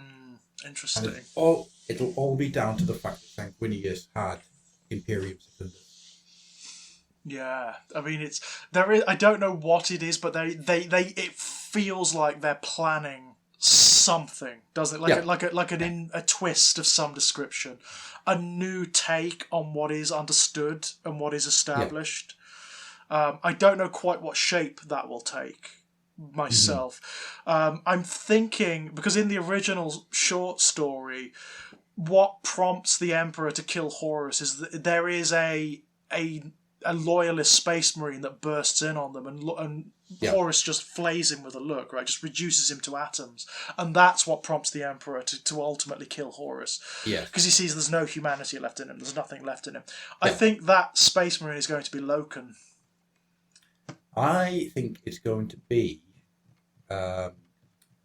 So perpetuals don't exist in modern day 40k. Or do they? No, they don't. No, They don't. They don't. No, they're done. Which is odd, isn't it? Because where have they gone? Well, this is going to be my guess. I think that what we're going to see... Right, Ollie Pius has been name-checked in the mythology before. Yep. Many, many, many years ago as the lone guardsman, the one that was on Horus's ship. Yep. So we know that Ollie Pius is going to end up on the ship, and something's going to happen. Where is Ollie now? Ollie is with the... what's his name? I keep wanting to call him Bob Smith because his name's so Bob freaking... Smith. You mean John Grammaticus? I was going to say, do you That's mean the one, John? John. Yeah. John. I was like, what's the most generic name? John Grammaticus, that's it. Yeah. John, yeah. John Grammaticus I've got a real hate relationship of. I don't know what it is. I love everything about him except him. Wow. I love the fact that he walks around with a modern day American accent and he speaks in like modern day terms, like present day idioms. Yeah, because that's kind of where he's from, isn't it? Yeah, and I think that's great. I think that's absolutely brilliant. But I hate the idea of immortal humans in 40k. I don't know what it is. I just hate them. I hate them. Something's going to have to happen with regards to the metaphysics to get rid of them, though, isn't it? Because they literally can't be destroyed. You can do, as we saw with Vulcan, I mean, for fuck's sake, you can do anything and everything to them and they still come back. Yeah. So what if the thing that kills Horus isn't the Emperor? It's the Perpetuals ending. The Perpetuals, yeah. Interesting. But what if it's like an orc that shoots a grot inside of Horus and it eats its way out from inside of him?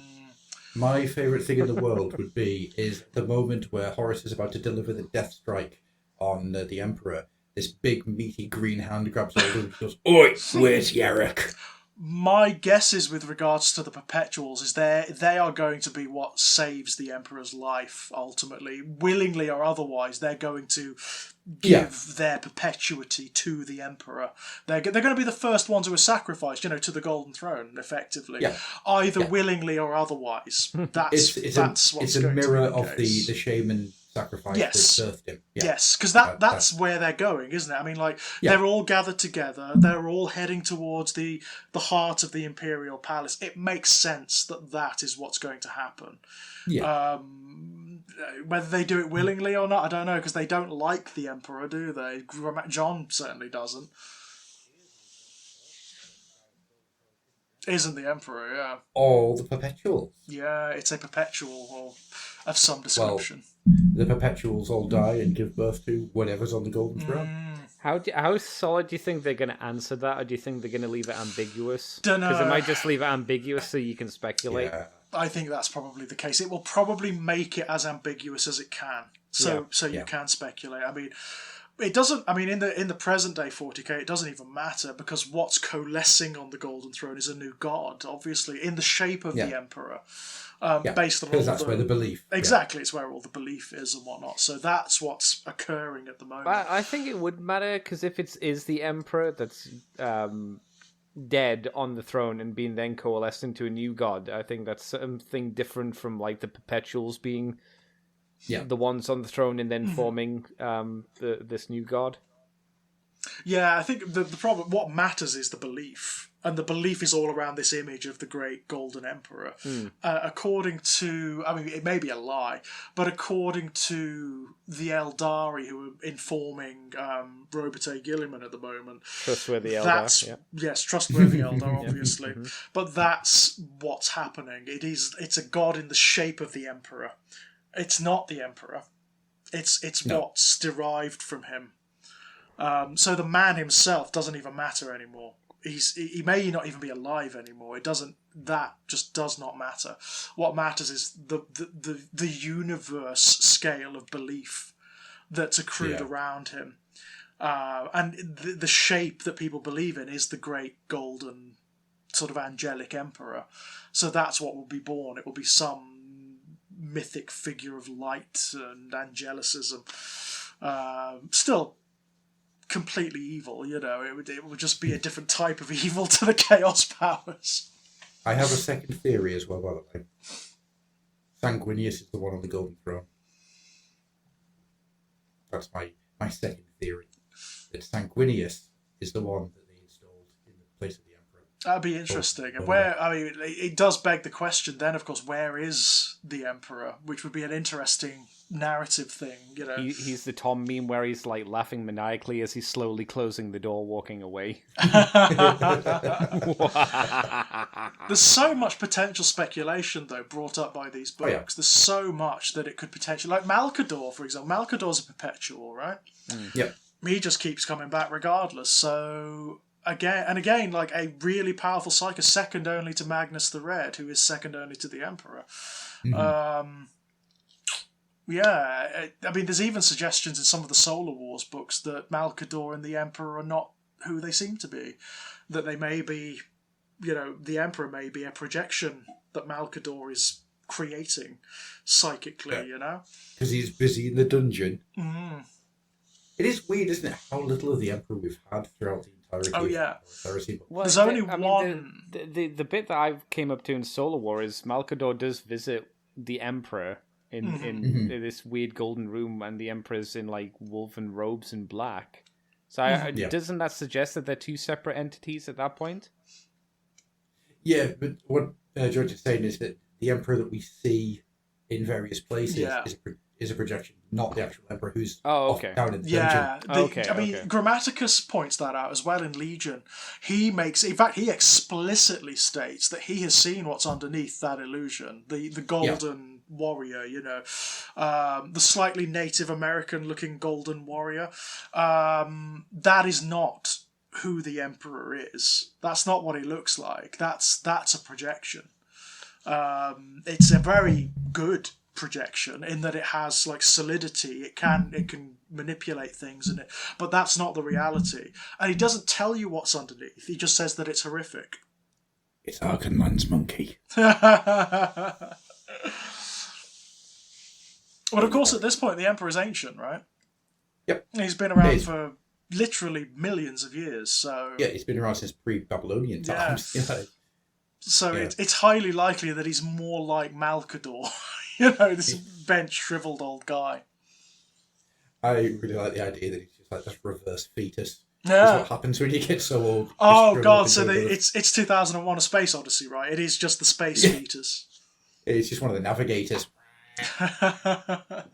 Just floating around. They'll never answer it, obviously. I mean, that's part of the mystery, right? That's part of the fun of 40k, Absolutely. But it is interesting that they're introducing more stuff, more sort of complexities into it these days than they ever have before. Absolutely. Between that and things like the Belisarius Call, the Great Work, and even things like I keep wanting to call it Two Bastards. The what? The Necron book. The Two Bastards. What's it called, Andy? My brain has gone completely. What's that? Fried. Trasin and his. The Infinite and the Divine. That's what it's called. Thank you. Oh, the book. Yeah. That one's funny. I love that book so much. I just love I just love how petty they are. Bastards. Yeah, I just love it. I love it to bits. The fact that they continually bicker and but it's over like a span of millions of years. Yeah.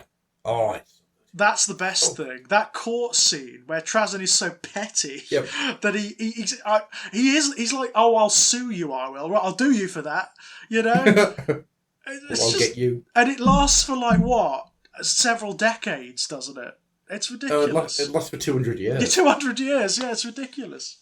But it lasts longer because it keeps rewinding time. Oh my God! But it does mean that we're living in this very interesting time for Black Library. It's probably the best Black Library has never been as good as it is No, right it's now. true. It's absolutely true. It's got like the best authors it's ever had, and there's the authors who are taking the material more seriously than they ever did before. As a legitimate form. Yeah. What fascinates me is that we are in a time now where bolter porn is the least used form of storytelling. Yeah, it's definitely true. You're getting more variety, aren't you? So you're getting stuff like, who would have ever conceived the Necrons as a subject for a comedy book? Exactly. Yeah. Which it is. It is absolutely. I mean, I'm rereading it at the moment because it's so bloody funny. It is. You bastard! Yeah. It's what I like is not when he shouts it at him. I like it when he just says it under his breath. Yeah. Or in the court scene, Arkhan sends it as a glyph, doesn't he? Like as an email, basically. Bastard. You bastard. It's so brilliant, that is. There's the Necron overlords as well, and one of them keeps chucking his scythe in the air and catching it because he's bored, and one of them is getting annoyed and asks them to stop doing it. It's like this is physical comedy. This is slapstick. It's brilliant. It is. It's just giant camp slapstick, and it's beautiful. I love it. I just love how upset Trazin gets as well when his ithms are damaged. Mm-hmm. That is the best, isn't it? When he just gets so upset. it for some reason it reminds me of things like on the buses. I don't know what it is, but speaking of books, I've just finished Briar Dark. Oh yeah. Second of the Mongol trilogy. The Mongol series. That's a book. Is it a good one? Or... So the first one, Gothgul Hollow, it is a love letter to things like Victoriana Gothic horror. Right. To things like M.R. James. M.R. James? Is that the right name? Yeah. Yeah. So for some reason I thought it was the name wrong. Yeah, no. You know what you're probably doing? It's what I do all the time. There's two like established James horror writers. There's Henry James who wrote The Turn of the Screw, and then there's M.R. James who wrote things like Whistle and I'll Come to You, and yeah. You know, I am thinking M.R. James. You're thinking of M.R. James, the ghost story okay. writer, yeah. Yeah. That's okay then. I'm glad I'm not fucking it up. No. In fact, you would have been right either way. That's the funny thing. I suppose, yeah. I suppose. But it's also a massive... you can tell the Kim Newman influences in it. Oh, the sort of Anno Dracula stuff, yeah? Oh, yeah, and of course, where that book ends up going, stuff like Drakenfels and Silver Nails. That it's got a very early Warhammer Fantasy roleplay feel to it, right? So... when C.L. Warner was writing the second one, I went in a little bit trepidatious. Just, it's not Anna Stevenson, it's somebody else picking up where the story went, different characters, not sure how I feel about this. Once again, C.L. Warner proves he is a fucking workhorse of an author, and I take my hat off to him, because everything he does is good. It is solid work. My God, he's been around for a long time, since the very beginning of like Warhammer fiction, right? The very beginning. I mean, my God, there's that character, isn't there, in the Realms of Chaos that's named after him, Verna Flamefist, yeah? Yep, absolutely, yep. Very cool. Yeah.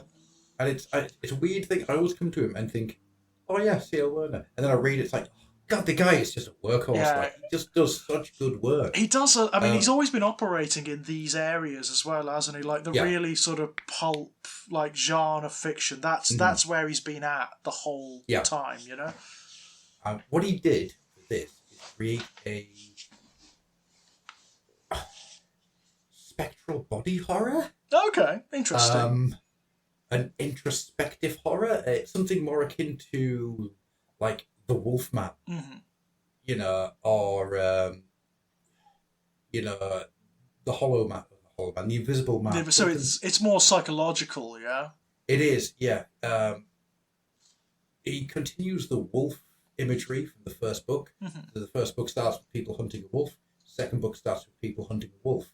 It doesn't feel like it connects until about 3/4 of the way through, when the connection slams into place, and you're starting going, oh, okay. Interesting. And never loses the thread of its own story. Mm-hmm. And whilst it doesn't give you any answers to what the ongoing bigger picture is here, it gives you more pieces Right. to ask more questions. Interesting. It's a really, really interesting book, and it uses a term that 40k has used for a while. Just knocked my microphone over. Whoopsie daisy. You can tell I'm excited about something because I'm gestating wildly and throwing things around the room. It introduces a term that 40k has been using for a while, and AOS is it. Right? The term is neverborn. Oh, that's interesting, because that's never been used in the fantasy setting before. No, and it's got nothing to do with demons. Oh, okay. It's all to do with the Nighthaunt. Oh, right? That's interesting. Get this one for a horrible, horrible piece of conceptualization. A Neverborn is the ghost of somebody who died in the womb. Oh, wow. And won't leave. Oh, that's Won't leave interesting. the womb. No, won't leave the bloodline, the family. Oh. Oh, I like that idea. I was That's going to say, very it's cool. not as scary if it's just a ghost haunting a womb. That's Yeah, they can't really do that much, can they? no. Really? They can punch and kick and that would be about it. That's just Oh, my annoying. stomach's a bit upset today. Yeah, You know? It becomes a Feeling bit womb weird with today. it becomes a womb with a woo. Every time she opens the legs, ooh, oh, I'm not going near there. Ooh, that's spooky shit. That is. No, thank you. Oh, a womb with an ooh. That might Would be you, my. you would love to see oh. that exorcism, wouldn't you? Oh, it's not going to work as an exorcism. A witch hunter just sees not, that, is it? goes between her legs and goes, burner. Nah, not doing with that. Nah. The stuff that I just said there, it's only part of what goes on. The story is the only downside to it is it has a tendency to give you information. And there's a certain point where I'm fucking aware that a dog is bigger than a cat and a cat is bigger than a flower. It makes sense in the story. Yeah. But it does tell you that a couple of times. Right. It's like, yeah, no need. That's interesting, because like the Neverborn has always been like demons, you know, Yeah. that's in 40k, right? Yeah. And the payoff to the book for everything that you go through. Oh, Jesus fucking Christ. It was a moment of, right. I in some ways, I kind of wish they'd keep Neverborn to 40k and come up with another term. I don't think like mixing the terms for the different genres, fantasies, whichever you want to call it, is a good call, at least from my perspective. No, I can see where you're coming from. I think Neverborn does work for the demons, because that's what they are, too right? well, They're not. yeah. They're not physically born. No, Whereas the Nighthaunt technically are, you know, in some ways, yeah. It's very good. or were once And before. my honest to God feeling is, if this does not fucking end with Drakenfels, I'm gonna because right now, I'm trying to tell myself, is it just me? No, knowing what that first book did, is it just me, or is this just going fucking Drakenfels? Oh, it actually feels like Drakenfels, does it? You know. Or there is a direct reference to him in the end of the first book. Like, that Gothgul Hollow is, no word of a lie, a direct continuation of the story that starts in Drakenfels. Oh, that's cool. That's like a story that spans. Yeah, it's not a reference. That's really cool, right? It is a direct follow-on to the story that starts there. It is fucking ridiculous. Way back in the 1980s, yeah. Yep, 1987. Very Are you sure cool. it's him and then it's not like Gary Fells or something like that?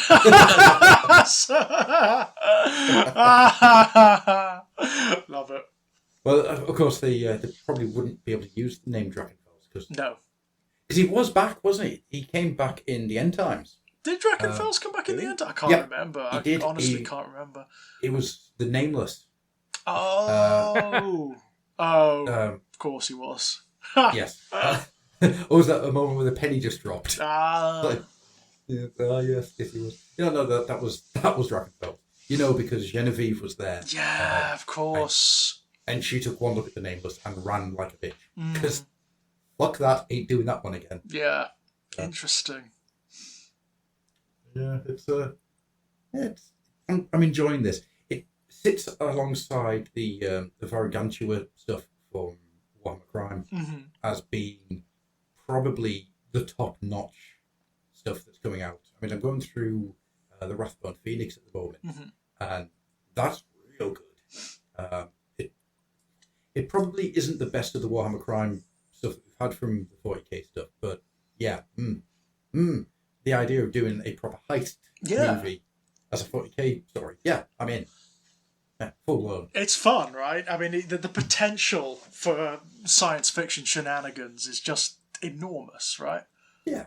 I love the fact that there's Warhammer Horror and Warhammer Crime. Me too. I mean, I've generally, Warhammer Horror, I've been really impressed by. Really impressed by. It's been very good stuff. Have you read the Colonel's Monograph yet? The Colonel's Monograph? No, I don't think I've read that one. I would recommend. Good, yeah? Yeah, that's... If you want something with an M.R. James twist to it, then yeah. Yeah, I will read anything that's described as that, quite frankly. I love M.R. James. Same. And those old BBC adaptations they used to do every Christmas. Yeah. Just, Story for Christmas. Yeah. I mean, before my time and before our time, obviously, but it's amazing to look back on. They're so effective. They're so effective, considering they've got, like, a budget that... I mean, it is basically like, you know, a bag of sweets, isn't it? You know, the same budget as a bag of sweets. And that's it. There's nothing to them. But they are amazingly effective. Mm-hmm. I remember the one they did. Ooh, was it about 3 years ago? They did. Maybe 4 years ago. The one about the guy who was just reading the horror story. He was reading the ghost story for Christmas and gets haunted in the act of recording it. Yes. It had... Yes. It was pretty good, right? Yeah, it had a seriously great vibe about it that just made me... The guys from Inside Number 9, they constantly reference M.R. James. Constantly. Just keep doing it. Must keep doing it. Their stories echo M.R. James stories like you wouldn't believe. I mean, the one everyone remembers is Whistle and I'll Come to You. Yeah. Everyone remembers that because it is so effective, right? Even though it does the ultimate cliche, which is a ghost in a bedsheet. It literally does that, and it's scary as hell. Shouldn't be. I remember reading that when I was like 13 or something. Yeah. Like, whoop, that's now ingrained into my brain for all time. Yeah. Yay! It's the figure he keeps seeing. You know, the figure in the distance? That fucking freaks me out. I've just had a thought. Right, stick with me on this one. How much do you want to see a 40k version of It Follows? Where, something horrible keeps following somebody very, very slowly. Are they getting onto spaceships? Are they getting onto, like, flying to other planets? I think that's a great idea. I mean, the metaphysics is there. You know, it's very easy to do something like that with it. And it could be any number of things. Like, it could be something metaphysical, it could be something Xenos. You know, the potential is enormous. And given the span of the 40k universe, you could really get a sense of how implacable this thing is, right? Oh, yeah. Yeah, it's a great idea. Right, I'm just going to write that one down as a note. gonna have to do that one. What else? As for myself, stuff I've been doing, I've been working on my challenge to make a 4th and 5th ed Warhammer Fantasy Battle Army. My Chaos Dwarfs have continued. I now have a complete unit of blunderbuss riflemen, a complete unit of hand weapons, a Lamassu sorcerer, 2 death rockets and full crew, including Guy holding the rocket straight up. Yeah, I love that one. What else? And a singular hobgoblin archer, all by himself. Yeah, that is continuing. Can you not just leave him as like a hero hobgoblin archer? Like he's the best hobgoblin archer, and he's really good at shooting people in the foot. Nowhere else, but only the foot. They call me Toe Stabber. I'm shit at my job. And I've decided that my unit of orcs is going to be built out of entirely Hero Quest orcs. That really old hammer feel. That should be quite fun. So yeah, that's going to be a complete regimented Warhammer Fantasy Battle Army. The first one I have done in 20 years. That makes me happy. Excellent. You guys saw the map of the old world, the rejigged one that they released not too long ago. It did have Chaos Dwarves on it, didn't it? It did, in 2 places. Yeah, so... You know what I think is going to happen? I think they're going to release a Chaos Dwarf fucking army. They're going to do it for the old world, and they're going to do it the moment I have finished painting. The very moment I finish painting the last part of this... Wouldn't surprise me. Well, there's fucking precedent for it. Yes. Well, you better hurry up because it's been a while since we've had an AOS release. It has been a while. Oh no, this won't be AOS. This will be because I've done this in Regiment. This will be for the old world. Telling you that right now. I mean, the next AOS release is the Slaves to Darkness, isn't it? That is. Yeah. That is the next. I mean, I tried to get that bloody box set, but for some reason my computer was really playing up that day, and I just couldn't get it to go quick enough. Oh, you should have let me know, because there was a few sites I saw that it was available for a while. Yeah, on. I know. I was on one of the ones where it was cheaper as well. You know, where it was like £95. I was like, oh, come on, fucking work. Hang on. No, there's a site that still has it in stock, seemingly. If you want me to send it to you. No. Oh, send me the link. Yeah, absolutely. Send me the link, and I'll have a look and see if I can actually purchase it, because I would like it. You know, it's a lovely set. I got put off by the fact of the mistakes in it.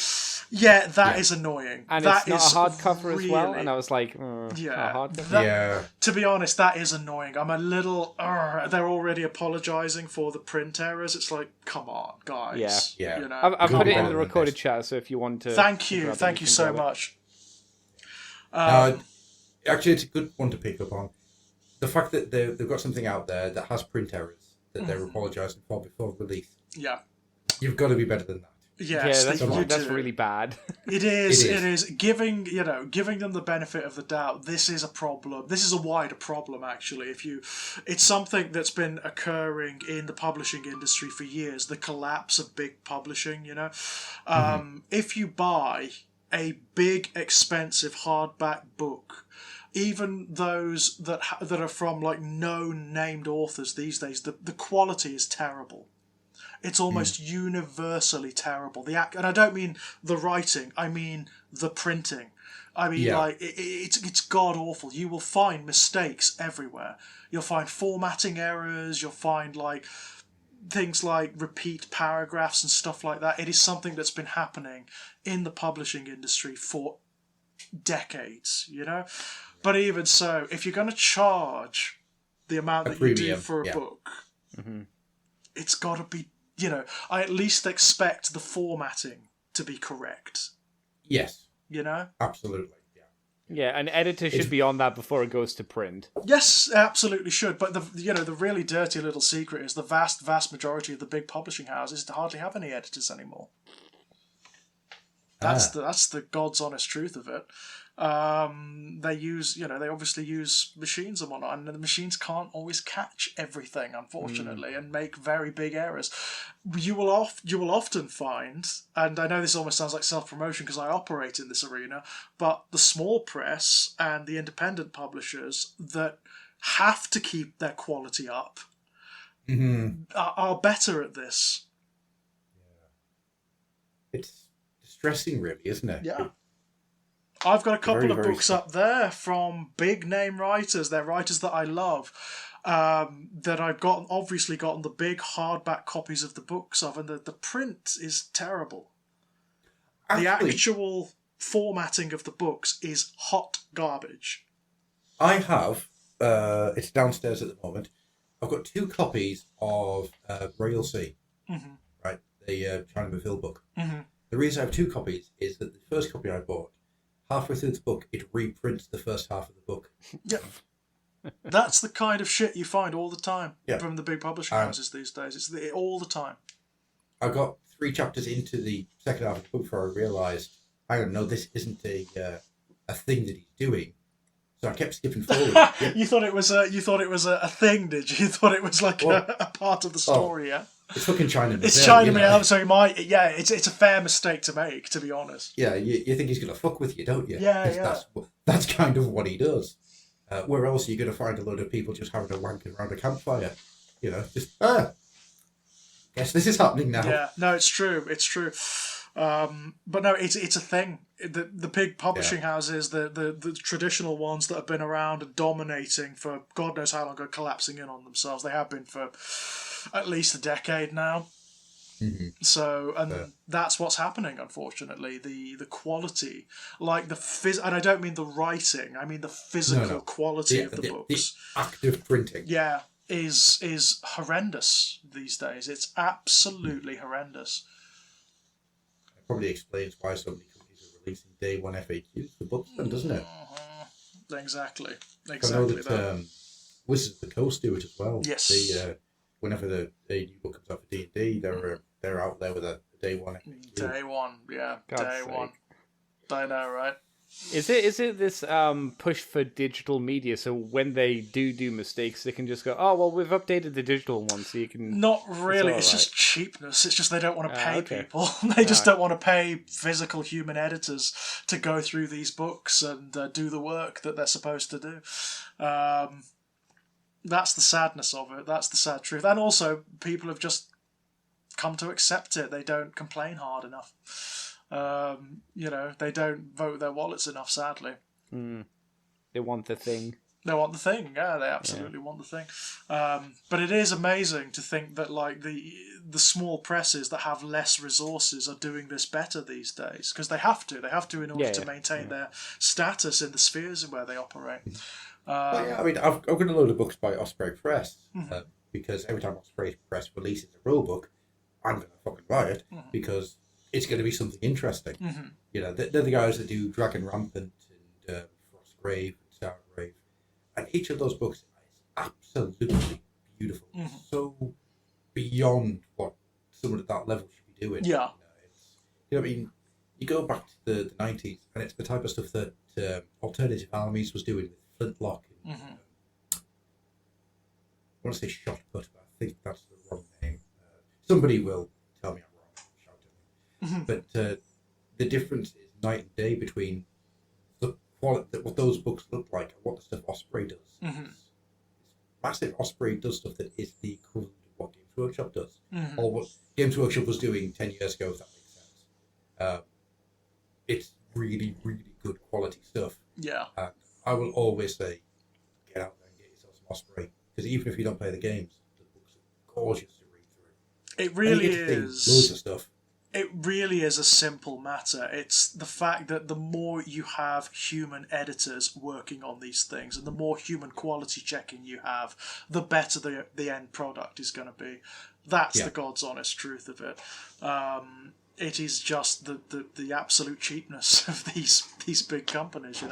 They want to make the product, sell it for the most, but put the least effort into it. That's the truth. Sad state.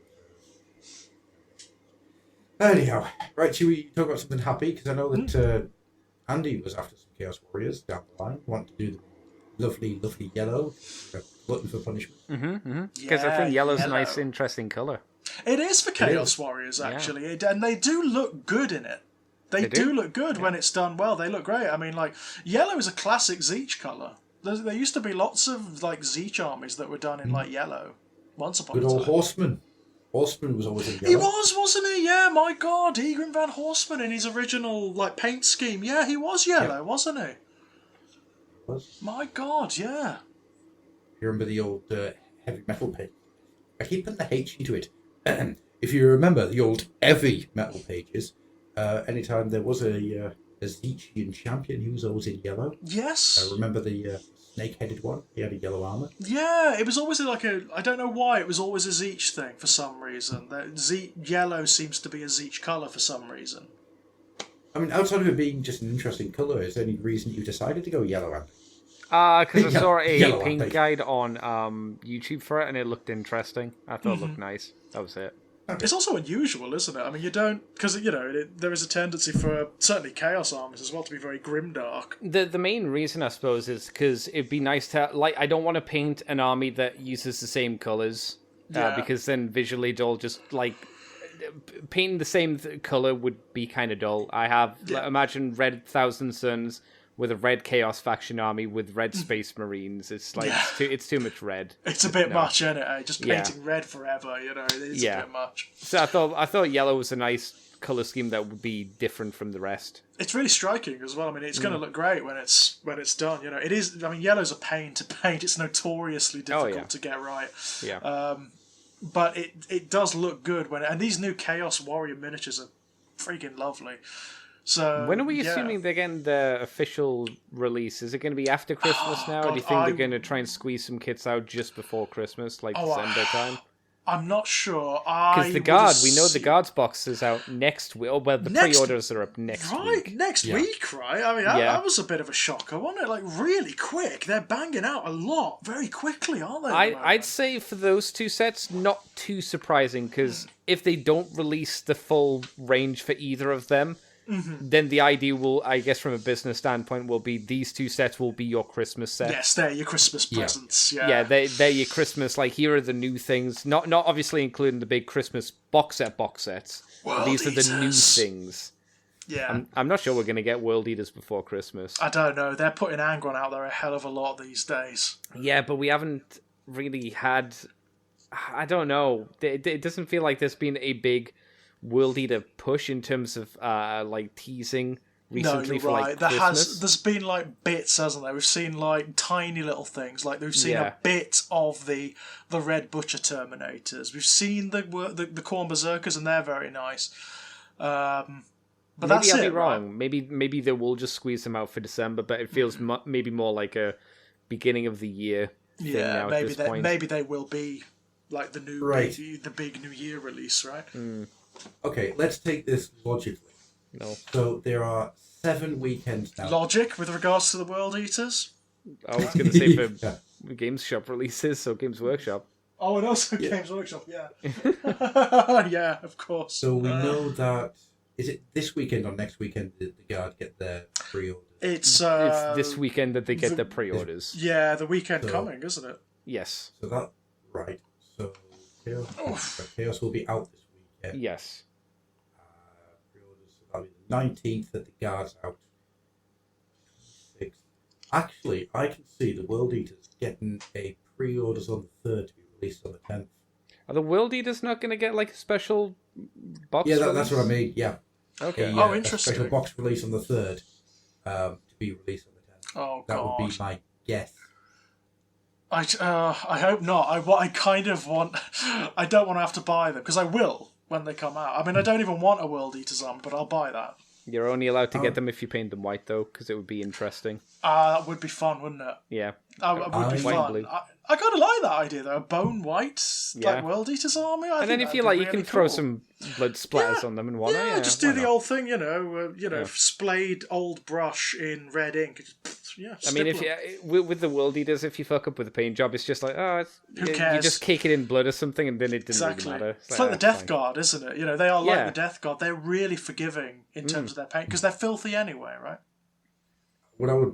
If I was to do a World Eaters army, where, let's just say, it's not that it's likely, but it's not as unlikely as it would have been 6 months ago. Just putting it that way. But you've already got like 2 armies you want to get at this point. You want to get. You said to us in chat you wanted to get Imperial Guard and you want to get Slaves to Darkness, and now you're saying you want to get World Eaters as well. I would be tempted by a World Eaters kill team. Oh, wow. Oh, Adam, that's such a slippery slope. It is, isn't it? But what I'd want to do is paint them in the pristine white, right? And then you go over the front, just the front, with mud and blood. Yeah. So you have like all of the white just absolutely caked, and then you have just bits of the white showing through all of the. But pristine on the back, yeah. Yeah. Yeah, because they never turn, they never retreat, right? Yeah, exactly. That's cool. I think that would be a really cool way of doing that. That would be cool. It would be nice, wouldn't it? I love the idea, like with the new box set, that there are alternate heads so you can see the butcher's nails. Yeah. So cool, right? The Siege of Terror books have really made me like the World Eaters a lot, and it made me very sad. Yeah, they are sad. They are. There's something. They are. There's something really tragic about the World Eaters. It's not their fault. It actually isn't their fault. Yep. No, not at all. Of all the Chaos Legions, you know, everything was done to them, right? Yep. Everything taken away from them. Yep. You know, every single step of the way. From Angron on down. You know. Yep. Poor Angron. He couldn't have been anything else. They become heartbreakingly sad when you start exploring them, which is really weird for. They're just going to eat your eyes. Yeah. Yeah. Oh, God, Kargos. Kargos. We never spoke about Kargos, did we? Right. No, we're not going to get to Kargos. What we're going to do is we're going to do an episode about Echoes of Eternity. Yeah, I think so. That's probably a good idea. Probably, if we can squeeze it up before the end of the year, it might be a good one for before Christmas. Yeah, it might actually. It might be a good Christmas special, that one. Yeah. Okay, right. That's the plan for Echoes of Eternity. We'll not mention it again until we do that. Right. Plan. In response to what Andy says, you are correct. Ha! I want to do a Ogroid Chaos Army. Possible now, by all accounts. Well, I need to see the book to see how it can be done. But I think it can be done, and I think that would look really cool. That would just be a very unique looking army. Lots of big miniatures and monsters, right? You just want to do a Minotaur army. That's it. That's all that is. Magic Minotaurs. Yeah. That's all I'm thinking, really. But it would be a really cool way of doing an army with a really small model count. Yeah. That also does a lot of hitting. But that's really nasty, right? Yeah. Because from the looks of it, the Ogroids are. Ooh. They're tough, right? They're nasty. I mean, the Ogroid Thaumaturge from this thing is a beast. It's a real nasty beast. And he's psychic as well. He's magic, you know? Yep. So he does really big amounts of damage, does magic, can be taken out quite easily. I think it would be a bit of a glass cannon army, but there's ways around that. So I think a lot of supporting magic spells and things like that. Yeah, I can see different ways around it. Yeah, easily. Yeah. I mean, if you have lots of little screening units, like little beast units or little chaos cultist units running around, it's not that bad. The two armies I play in AOS is my Beast Hunter Oryx, my Iron Jaws. They are a giant fist that hits you really, really hard. And so far, they've never lost a fight. Well, in this rendition, they've never lost a fight. Yeah.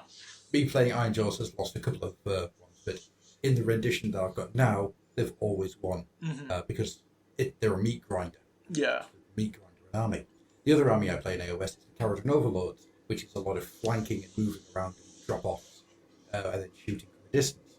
So an Ogroid army would play unlike anything I've got, because there's nothing quick, and it'd be all magic whilst you get into attack range. Yeah. So that would be a lot of fun. The Imperial Guard, from what I understand, it would be entirely possible to run a tank army in that codex. Yes. I love what they've released recently, where you can make your own regiments. Exactly, yeah. Which then got me thinking of Brilliant. Doing a rogue trader world, like the army that's raised on a rogue trader world. Yeah. So you could get really flowery with it, really funny and silly and cool. Yeah. I mean, you'd get the impression they'd be a bit like Blackadder in Blackadder Goes Forth, right? Like reluctant and bang on, yeah. Yeah, you know.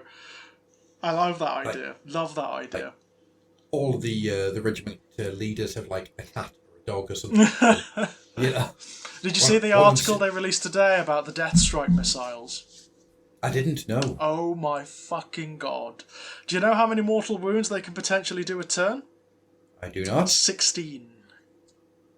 Well, shit on me and call me Harry. Yeah. That's...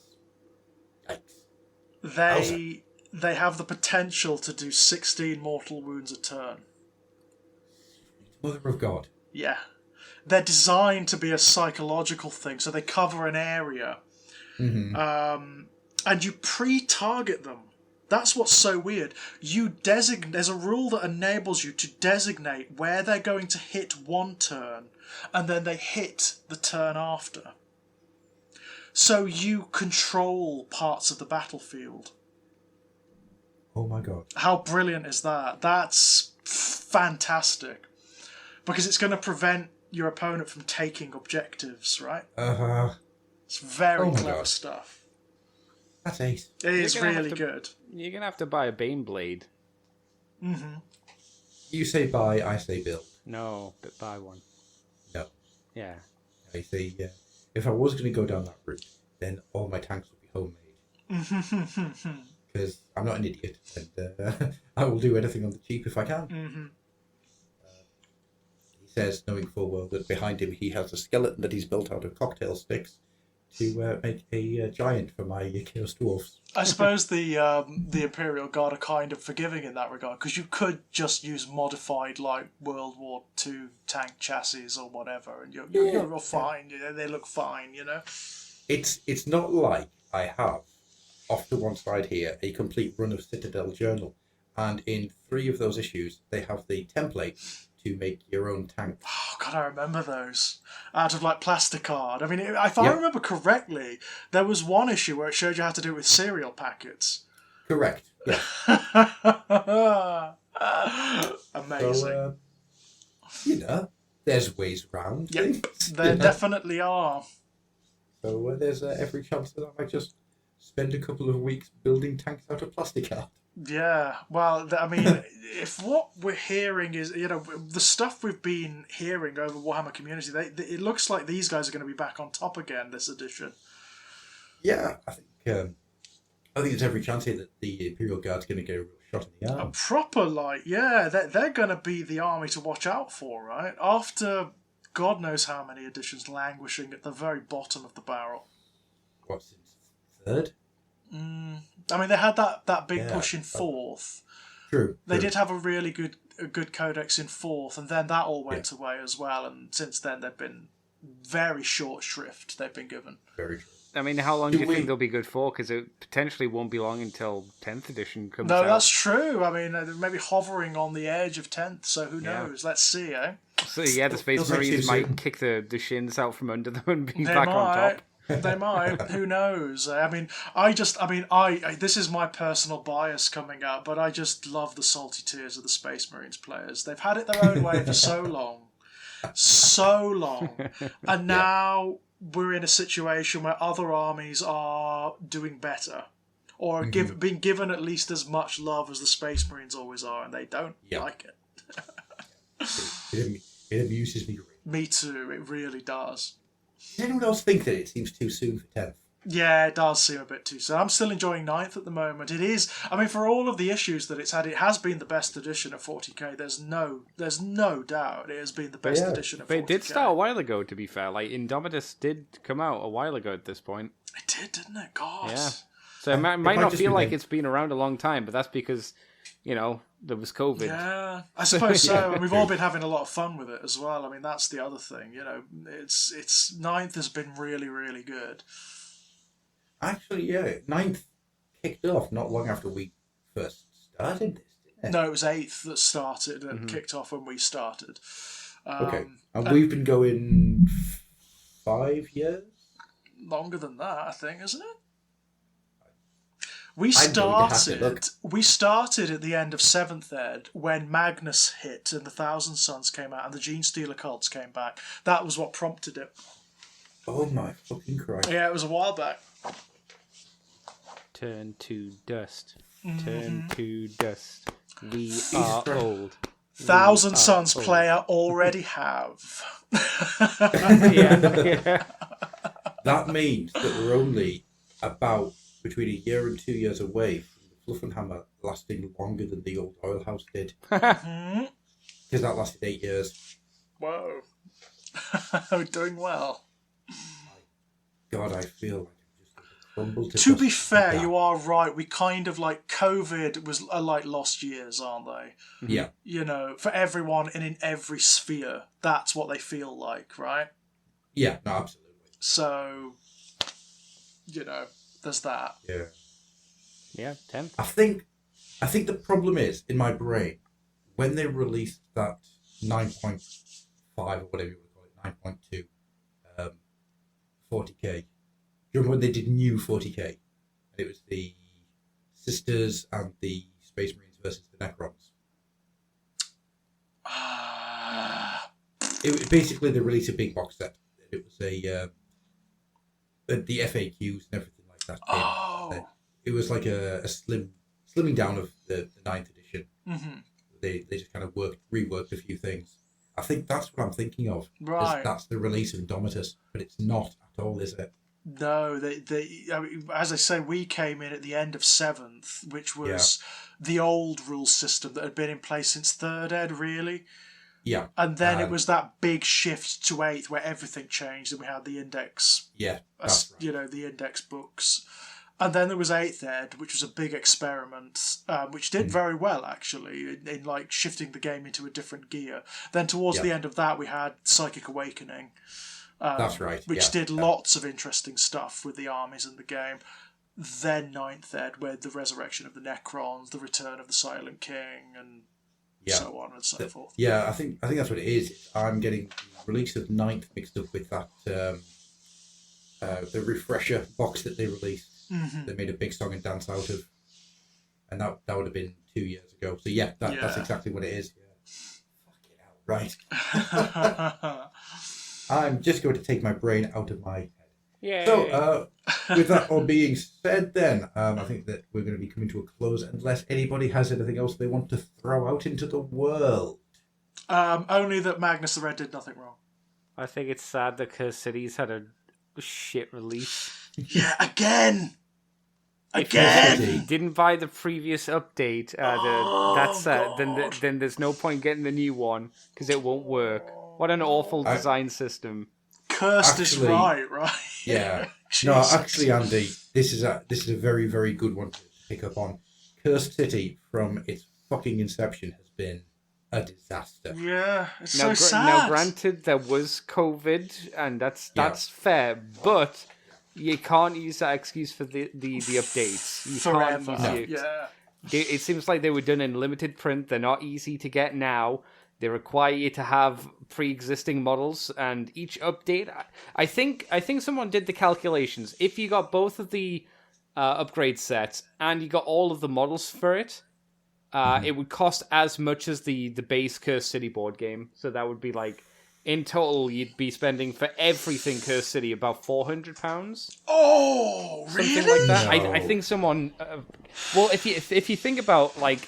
Each of the small vampire characters are about 20 quid, right? That's right, yeah. I wanted you to get the biggest character, which was Radagar, who was about 35, something like that. It wanted you to get a box of dire wolves, which are again about 20 to 30-ish. Yeah. I wanted you to get a box of bats, which I think about 32. I wanted you to get a box of Graveguard, and can you get Graveguard on their own? I can't remember. You can, yeah. You have to order them. How many of that? How much are they? Like 25? 25, I think they are. Yeah. Yeah. So there's another 25. It's like, oh my god. You compare it to other games releases like Blackstone Fortress, where everything is just there. Yeah. You can just play it. Just like play it wouldn't be so bad if the upgrade boxes, having just paperwork in them, weren't £30 each. Yeah, I mean, if there are models in them, that's fine. Fair I enough, can sort of get that, but there's not even there's not even cardboard cutouts that you can use. I know, instead. right? Which would be like, okay, fair enough. You know what? That's going to go in the black marks, isn't it? For when we do like the end of year stuff. That is like, I think Cursed City. You know what? I'm calling it now, without some sort of catastrophic scandal. You know, I think Cursed City might be it, right? The biggest. Yeah. What else is there? You know, it's been a freaking disaster from start to finish. Yeah. And yes, I understand the stuff that happened to it originally. Yes, that's the thing. Yeah. And I totally get it behind it. It was an awful experience, but I understand the reasoning. I understand that they then decided just to get those miniatures out. Yeah, fine. But then to release those 2 expansions in the way they did. Yeah. There's not much of an excuse. As far as I can tell, there's not much of an excuse. No, I don't understand why they just didn't chuck miniatures in them. You know, just the pre-existing miniatures. Some of the vampires, some of the undead miniatures. Just chuck something in there. Yeah, anything. Well, fine. Right. You know? The Graveguard are temporarily out of stock online at Games Workshop, right? Mm-hmm. You can't buy them online. They're 30 quid for the box. Fucking Jesus. But they're out of stock. So that means that they're going to get repackaged. Why not throw the fucking Graveguard sprue in there? They're an old kit. Yeah. They're a very old kit at this point as well. So just Right. do it. As a, Yeah. I mean, as token as that is, just do that at least. At least there's something substantial there. It's not just bits of card. Yeah. You know. No, Wow. The Night War and what's the second one called, Andy? Oh, I can't remember off the top of my head. I'll have a look for you while you're talking. Earthhive. Well, never mind. No. I was just throwing alien book titles at you. Oh, Because it just sounds like Night War should be an alien book title. Night War and the other one. The fact that they were 30 quid and they got released in the way that they did. Actually, there's absolutely no excuse. That is bad. That is really, really bad. And it's disgraceful, and you cannot in any way justify it. It's a shame as well, isn't it? Because Curse City is great conceptually, right? Yeah. Oh, yeah. I'd love the game itself. Me too. Gorgeous. I'd love it, but I'm not. and the minis that were made for the game that were then released separately are still very good. Like the Rat They're Prince, he's a great. great mini. They're great. good. They're so characterful, right? They're some of the most characterful vampires they've ever released by a country mile. They are wonderful. Yeah. But Bad. sad. It's simple as that. It's just really bad. Yeah. Curse City, it has. It's been a disaster from start to finish. Yeah. It might be wise just to let it go at this point, right? Just Well, to... it's It's sad done. that- It's Yeah. done. Yeah. The last upgrade set was the last of the like game mission packs for it. So that's it. There was Such a nothing more shame. Curse City that's coming. yeah. What over. a shame. What a shame. Whatever they do next to the Warhammer Quest subline, they need to just take a step back. Yeah. Work it out, because this can't ever happen again. No. You know, Nah. this cannot ever be allowed to happen again. It can't be allowed to happen with any of the titles. No, it really can't. It was a disaster, wasn't it? I mean, like, Yeah. and also because of the way it's been released, sadly, the appetite for it just isn't there, is it? No. I mean, if you think about, we were getting excited about that when we were still in lockdown, Yes. and you could now go into a Games Workshop and buy it off the shelf as of last month. That's when Wow. it was properly, finally released properly. Not made to order, not that short-term release, Yeah. as a way it is on the shelves going forward last fucking month. Yeah. Oh. It's sad, isn't it? It's accrued this negative patina as a result, right? It So has. you just It has. don't want it anymore, yeah? What could have been the new proper take on Warhammer Quest? You know, the thing that set people up, the thing that would have been the gateway for the next 20 years for people, you know, they've been getting into it in the same way that Hero Quest was for me, and Space Crusade, and the original Warhammer Quest was for a lot of people as well. And you look at it, and it's just Not great, wasted potential. Yeah. It's just absolutely ethereal now. It means nothing. It's just it's a term that's now synonymous with poor decisions. I'm being absolutely serious. No, you know. I just it's going to be sad in the future if someone uses it's a cursed city as like a verb to describe how it came out. Yeah. Is it a cursed city release? It's like no, it's not that bad, guys. It's not cursed city bad. Yeah. That wouldn't surprise me if it becomes No. a byword for, like, a failed That's the thing. release, Yeah, because of Cursed City, Gloomhaven took off. There is a one-to-one correlation that happened here. People who had the money put aside to buy Cursed City couldn't, so they bought Gloomhaven instead, and Gloomhaven did really well.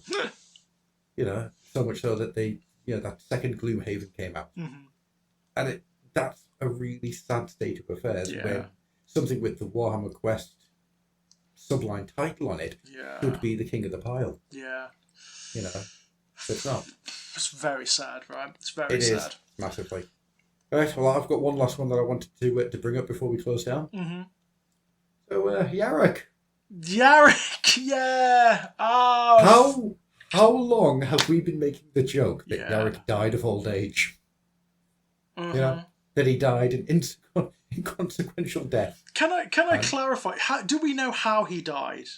Well, apparently, what the rumor is that he died when Angron invaded Armageddon. Yes, I keep hearing this. That Angron has invaded Armageddon and turned it into a demon engine, and Yarick just died. Wow.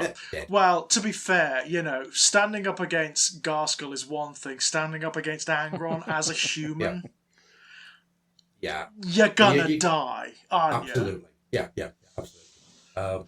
And I'm okay. It's weird, actually. I'm okay with him dying to Angron. That's fine. What I am loving, and I do mean absolutely fucking adoring, is the amount of Orc players who are pissed. Yeah, the Orc players, not the Astra Militaria players, the Orc players. Yeah, there are Guard players who are upset because Yarick needed to die a big hero death, or there are old players like myself who are like, but Yarick was like the first name you really learned in 40k. I must admit, he was the first Imperial Guard character whose name I knew.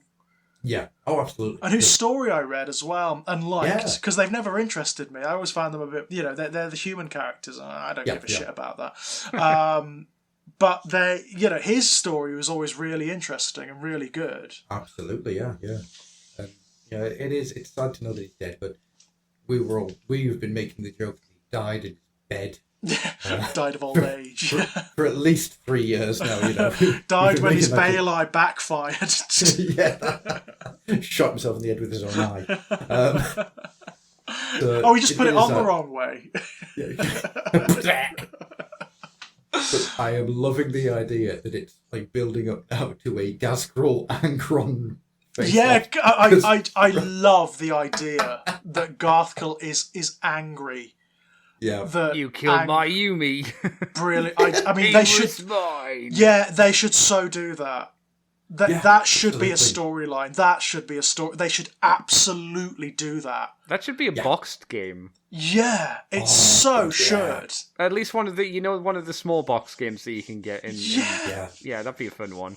I just an excuse World to Eaters get versus Orcs. They will both that should be called 40k fun times, right? Because both sides will just have a blast, right? You could call it the Fist of Fun box set. Right. Both sides will just enjoy themselves to the nth degree, right? The book that comes with it, it's just the pages are written in Orc. They're post-it notes, and then most of it's covered in blood. Yeah. There you go. We get back themed books again for our rule books and stuff. That'd be fun. Who's this new guy on the horse? He's isn't he one of Macarius's descendants or something? Yes, yeah. Like so. The Lord Solar Macarius, who was one of the greatest imperial, technically despots in all of imperial history, right? He's got some hella majestic artwork for himself. Oh, he's beautiful. I mean, the miniature's amazing. I mean, he looks fantastic. It looks like what they're trying to do. It's what they've been trying to do for many editions. Is get they want the Abaddon equivalent for the Imperial Guard. They want the Robert Gilliman equivalent for the Imperial Guard, and they've never had one that stuck like Yarick did. Can you even do that with humans, just on the basis that humans don't live as long? And that's it. In terms of life and life expectancy. That's it. That's the problem, isn't it? That's the problem you have. You could probably do it, but with a tank. Yeah. You make a mythical war machine rather than a person. Or you play it really cleverly and you make the character themselves like a legend, like a mythic character. Oh, he's not actually as good as everybody says. Yes. Yeah, that'd be fun. He's like an archetype, like a tale that's told around campfires, The Sisyphus Cain, then. The last one was Solar Macarius. He was the last one who was of that scale, Yeah. They but say he died. You kill 500 orcs with just a butcher's knife. That kind of shit, yeah. I didn't do that. I killed one orc with a rocket launcher, and he was half dead already, but yeah, okay. Yeah. Fine. I mean, what happened to Solar Macarius? He died in one of the big battles, didn't he? I can't remember which one. It may have been the Eye of Terror campaign, actually. I cannot remember for the life of me. All I remember is that he died. Yeah, I'd have to look it up. Because, of course, that's the thing with the Imperial Guard characters as well. They have eras where they operate, right, in the history. Because they necessarily, like you said, Andy, they necessarily have to. they're not immortal like like the Space Marines technically are, or the. Do we know what the life expectancy is for humans, just in general, in the 40K in the 40K universe? And your average human, not I'm long. not talking about even like in the army. I'm talking about just like a civilian, because they probably don't live that long. No, they do not. It depending on like the scale. If you're one of the scum, you don't live very long at all. If you are maybe like a hive noble or something on a fairly well-to-do planet, you can. live quite a long don't get me time. wrong. I mean like unaugmented. Like you're not going to get like your bones. Oh no, it's stuff. like medieval. You're like 30. 30 is probably old in most of these cultures. And you look 60 or 70 by the time you get to 30. It's like looking back at pictures of people from their 30s in the 1970s now. Yep. Would you like to know how Macarius died? Go on then. How did he die? He was shot by an Imperial stormtrooper. What? So, well, not entirely true.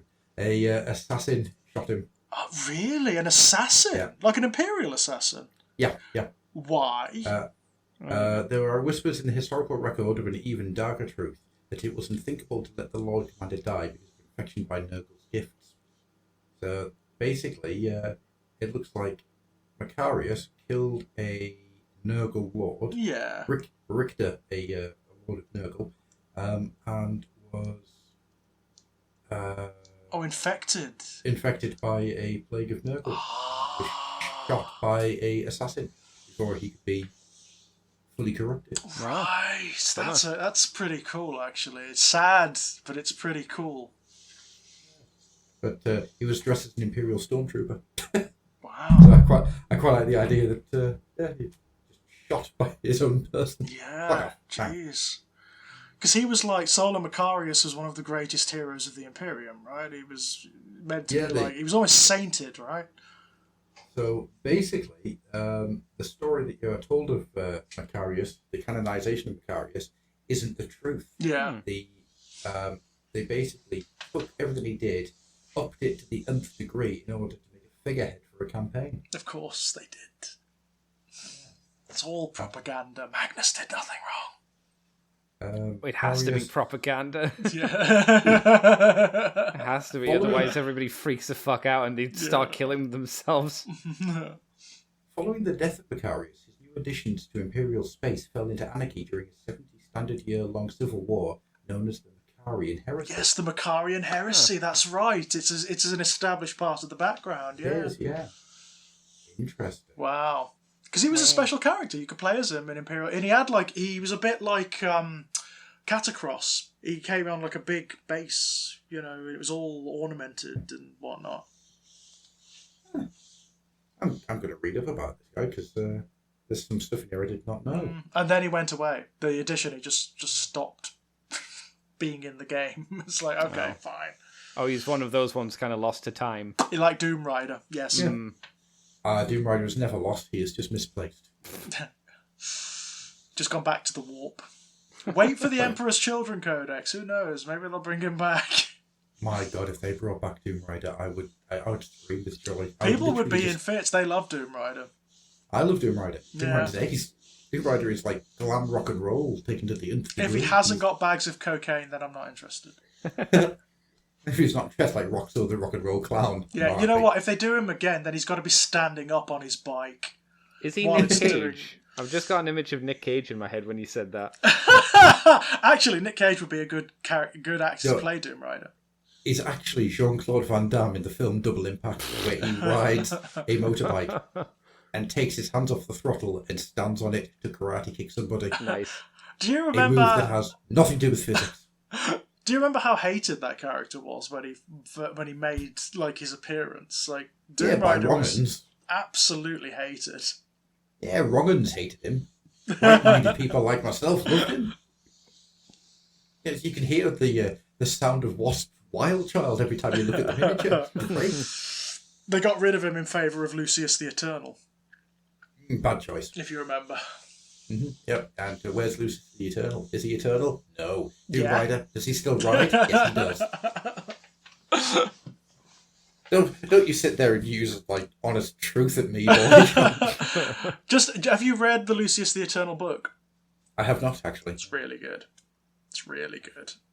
I shall add it to the ever-growing You know weight that is my reading list. You know that armour that he wears? That's all the faces of the people that he's been before. Yes. At the beginning of the book, he's naked. And he's sort of slumped in this throne made of fused together bodies that are still alive. And he calls the armour to himself, and it's made not only of the faces, but the tormented bodies of his previous incarnations, and they sort of wrap around him and fuse to become the armour. It's really cool. Right. It's really nice. See, I was going to ask if it was Horus Heresy or current, and then it's current. Then you It's said current. naked and living armor, and it's like, it's current. It's current. Yeah, it's definitely current. Yeah, you don't get naked people in the Horus Heresy. There should be more naked... Right, that's it. I want the final book to be nothing but naked people just running around fighting. I want Horus to be standing there, completely stark bollock naked, going, come on then. Well, you say that. Wait, the only traitor Primarch now not accounted for is Fulgrim. Right? And the Emperor's children, we know what they do in the Heresy, right? They've already retreated from the walls. They fall on the civilian population. Yeah. And the stuff they do is never described, but it's meant to be like a horror that is beyond anything that's ever done, ever again, in the entire Imperium history, right? So that's got to be in the next books. They were made to play Monopoly. Game after game. Endless. It's reverse strip Monopoly. Every time you take a turn, you've got to put an extra piece of clothing on, and you're never allowed to stop playing. People just suffocate to death underneath all the weight of the clothes. Children are sent out every hour on the hour to find more clothes to put on. Oh, my God. Their entire buildings at their core is just a soft, gooey human sweating to death. I'm so warm. Add another layer. No. Oh, did you find socks big enough to go over my feet? No more. No, they're just trousers at this point going over my feet. No. No more. I'm so sweaty. I think that's a good place to end this. Yeah, absolutely. Absolutely. It always ends on a Slaanesh, you know. It really does. It always does. Part of the Fluffenhammer drinking game. Yeah. How long does it take to introduce us? How long does it take to get to the point? How often can we stay on topic? Not often. And do we end on a Slaanesh? There's the drink. In fact, it will keep happening until they release a bloody Emperor's Children Codex. They've been tickling your penises for years now. Give us Fulgrim! For God's sake, give us Fulgrim. We're working on it. We've had it on the shelves for years. Well, then get it out. Then get it out. Then get it out. Yeah. The last thing you want to be saying to Fulgrim is get it out. Yeah, actually. No, I think at this point it is, because you've been teasing for so long. At some point you just want it on the table. It's the first thing you kind of want from Fulgrim. True, yeah, because you know that it's going to be a while before the real horrible stuff happens. Yeah. Oh, God, yeah. And boy, is it going to get horrible where Fulgrim's concerned. Indeed, yeah. But don't you just want to see the miniature, though? Don't you just want to see what they do with him? Absolutely. Yeah, I still assert that Morathai miniature was originally going to be Fulgrim. From what I understand, that's absolutely correct. It's just the silhouette. If you just look at the silhouette of it, it's Fulgrim. Like it's like down the line Fulgrim. Yeah.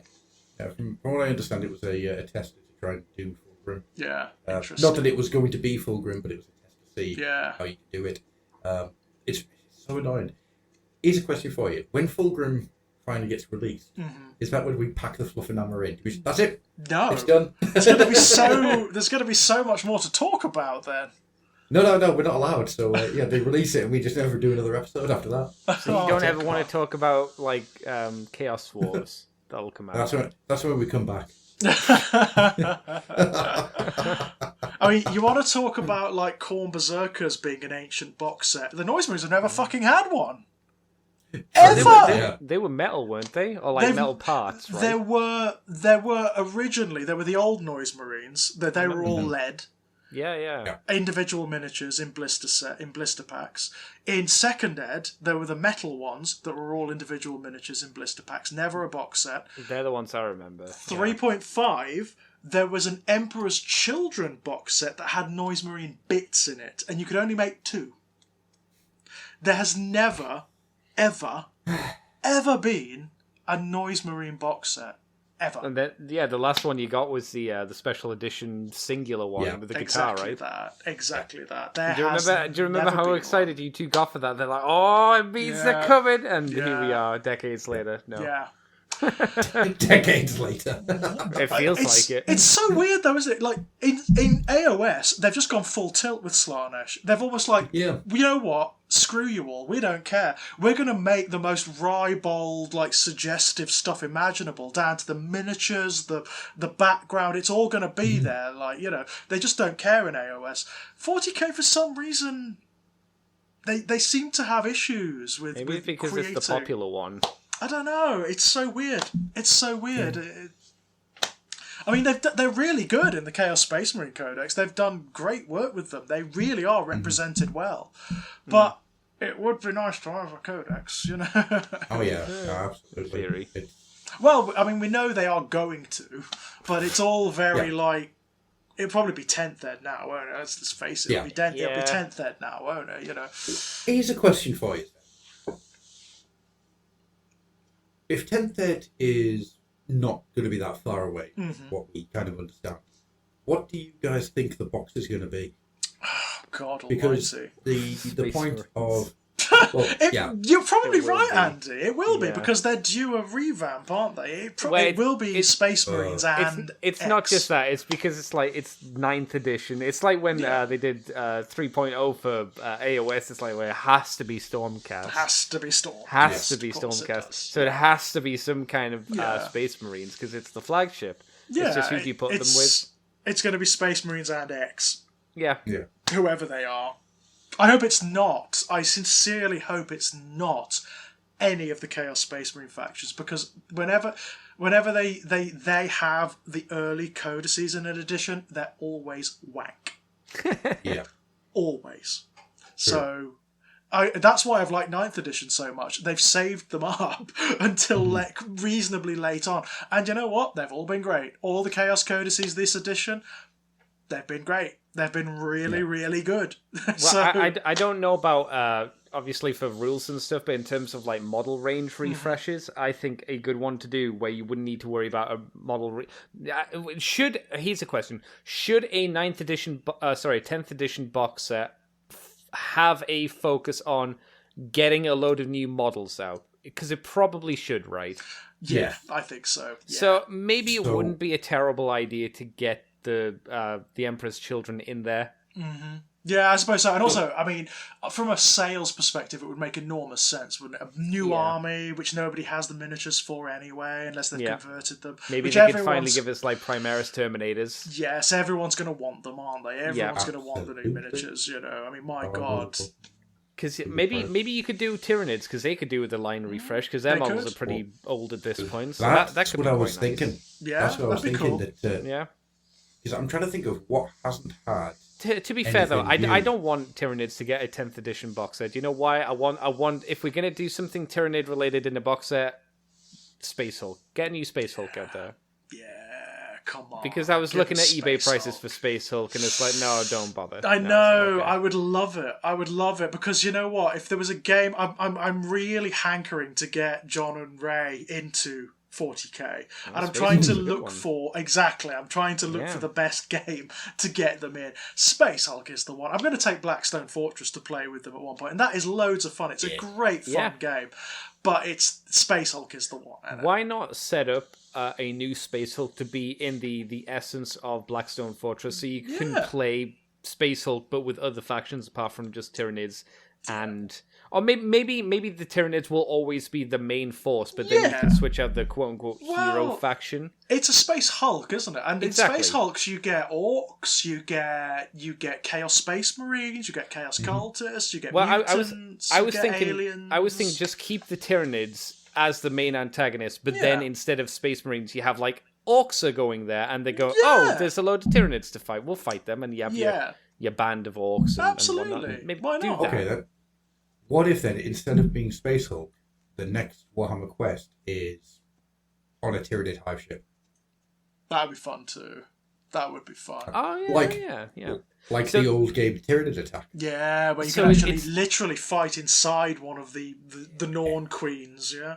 You could justify it as well by saying each level changes. So the replayability. Why is this level different from the first time I played it? Because it's a hive ship and it's evolved Hive ship, differently. It's changed, right? Yeah. It's Absolutely, yeah. reconfigured itself, yeah. Yeah, that could be fun. I'd be Yeah, down with that as well. it's a nice idea. It's a nice idea. And you could And justify it lore-wise by having either, like, I don't know, a tendril assault something again, and justify as, like, Leviathan comes back and blah, blah, blah. I don't know. Whatever. You could do Yeah, something it's so like that. easy. It's Yeah. so easy to justify. And it also means you could throw in like really interesting new enemies in the box sets, like in the expansions. Mm-hmm. So you get like an elite hive guard in the one box set. You get 3 miniatures of like a Tyranid warrior you've never seen before. Yeah. And then you get like an actual queen creature. What, like a maybe not an old queen. dominatrix? I very much doubt they'll have an actual dominatrix. They won't For be two calling it that. That's One, the name. That's, And What a two, shame. yeah, that I would be know, a real right? fucking big box. It would be big, wouldn't it? Because, like, the size of the dominatrix in Epic, it Yeah. was huge. Do you want to know how Sometimes- you'd be shitty as well? What you do is you make a special Forge World versions of some of the figures, and you make them the second dead versions. Oh, people will buy those. Yeah, and you could bump up the price because it's Forge World. And people like me and Adam would be like, fuck, have to get a Carnifex. Have Even to though I get don't collect them. Tyranids, I'd be like, I need a Carnifex. Yep. I need a Yeah. classic Hive Tyrant. I need a Biovore. What is it? Yeah. Biovore? That's Biovore? right, yeah, Yeah. Biovore, the artillery pieces, yeah. Yeah. Yeah. Back from when there was, like, what, 5 or 6 entries in the entire bloody army? Probably, yeah. Yeah, I mean, it's literal. Hive Tyrants, Lictors, Zoanthropes, Biovores, Warriors. Gargoyles, Termagants, Warriors. Mm-hmm. That's it. 7. What were the ones with the giant, like, Captain America shield heads? Zoanthropes. That was the zone throw. Oh, of course Yeah, it was. Yeah, that that was was, the that was zone before throws. they turned into the little sperm that floats. That's right. Yeah, Yeah. they walked once upon a time. Not That's very right. fast, though. You know, they moved 2 inches back then. Yeah, super slow. They Super were slow. very slow, but they were very powerful back then. I always thought that design looked like it would make a really fun, like, plush. Looked very It was huggable. actually, it was a huggable Tyranid. Yeah, it had big hands, and it's like, it was always like walking forward with its arms out. It's like, Yeah. oh. The Lictor would was the give- same, actually. The Lictor was like, come give me a hug. It was, yeah. The problem was, it's come give me a hug. Arms were very like spiny. Yes, and also flesh hooks coming out That's of that the too. torso. Yeah, you're not getting away. You're coming back, and I'm giving you a hug. No Yeah, escape. right. I always saw it as singing the opera song from The Fifth Element. I don't know why. Oh, I could see that. Yeah. Yeah. So, with all that being said, then, George, where can people find you if they so wanted to find you on the great wide bastion that is the internet? Oh my goodness. As per usual, guys, you can find links to all of my published work over at strangeplaygrounds.com. Most prominently, my 2 short story collections, Born in Blood, Volumes 1 and 2, which are available from Perpetual Motion Machine Publications. There are also other short story collections out there, Strange Playgrounds and Essential Atrocities. Lots of short stories scattered all over the place in various different publications and anthologies. New one coming out relatively soon. I will give you more information on that as and when. Over on the YouTube channel at Exaggerated Elegy, still lots of Let's Plays going on. There is a series on Clive Barker's Books of Blood at the moment with my colleague Kit Power. We're also doing a series on Sons of Anarchy at the moment, which is lots of fun, called Season of the Crow. You can also find me to chat to over on Twitter at Enigmatic Elegy, but we'll see how long that lasts. Who knows? Andy. Who knows? Actually, it's weird. When I saw Season of the Crow thing turn up, and my brain went, he started to think about the Nick Cage film, Season of the Witch. No, it Oh, wait, no, definitely he hasn't. wasn't Oh, he that. hasn't. No, it definitely wasn't that. Shame. Very weird. Andy, where can people find you if they wanted to get the taste of decaying zombie flesh in their mouth? If they want to put me inside of them, you can find me on YouTube You started it. Twitter Yeah, and I know, Twitch right. as Decayed Andy, as in a decaying corpse, not as 10 years period. You can find me on the Moonbase 2 podcast as well, where me and my buddy, Mikey should be coming back soon, I think. I think he's nearly got his net set up. But Yay. previously it was Mr. Jason. We talk about Transformers through the week and other random stuff as well, where we can get off topic too. Not like this, but Not quite as badly. no. We slide in and out. Honestly, at this point in time, I've just made it my brand, just to. Oh yeah, I to mean have a this has topic. been your brand for decades. Yeah, Come it's on. my brand, Yeah, to be literally, perfectly yeah. honest. This is exactly Yeah. what people expect when they come to my channel, I can tell you. I actually need to listen to your last Moonbase too, because I know that Jason, he put out a thing on Twitter saying that this is the episode where he tells people to go and touch grass. Yeah, I didn't think it was that big of a deal. I was just like, okay. Yeah. Everyone should touch grass now and again. Yeah, absolutely. Yeah. I mean, I will put my hand up and say I don't listen to every episode of Moonbase 2 I don't blame you. anymore. You're not into Transformers, so it makes sense. No, but I do like to listen every now and again to see what you're doing. It makes me feel voyeuristic. I want to know when George is going to get The Quarry or one of the other dark Paramount picture games, whatever. That will be happening, because I quite liked it. You really enjoyed it. It was I interesting did. to It see was you play fun. It was fun. I liked the whole thing about it being like a Wes Craven 1990s horror homage. I thought that was fun. I'll be interested to think what you think of the characters in the future games or the other games as well. I don't rate the games much, but I enjoyed you enjoying them. I could see why people wouldn't like them. I definitely could see why people wouldn't like them.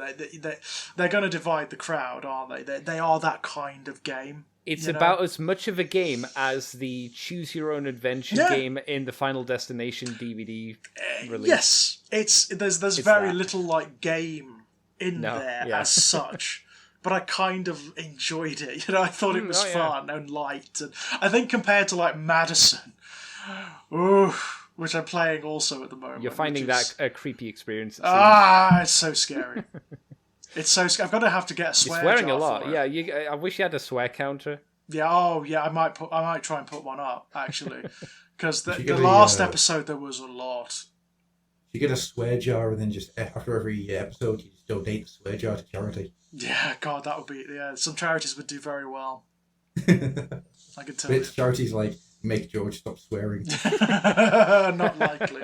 Not while I'm playing those games. As for myself, I'm not really doing very much at the moment. Well, I am. You're doing loads. I was going to say, you're doing quite a lot. Yeah. Yeah, so I was going to say, outside of the Fluffenhammer, I'm not doing much. But at the moment, I am back into writing in a very fucking big way. Jesus Christ. It's been I started writing again as a way of sort of helping level my own mental health out a bit. It's a good way of doing it. Really is. I realised I hadn't written properly for about 3 years, which I think is probably part of what was going on for a little while there. You may notice I'm actually a bit more chipper and a bit more lively than I have been the last few episodes.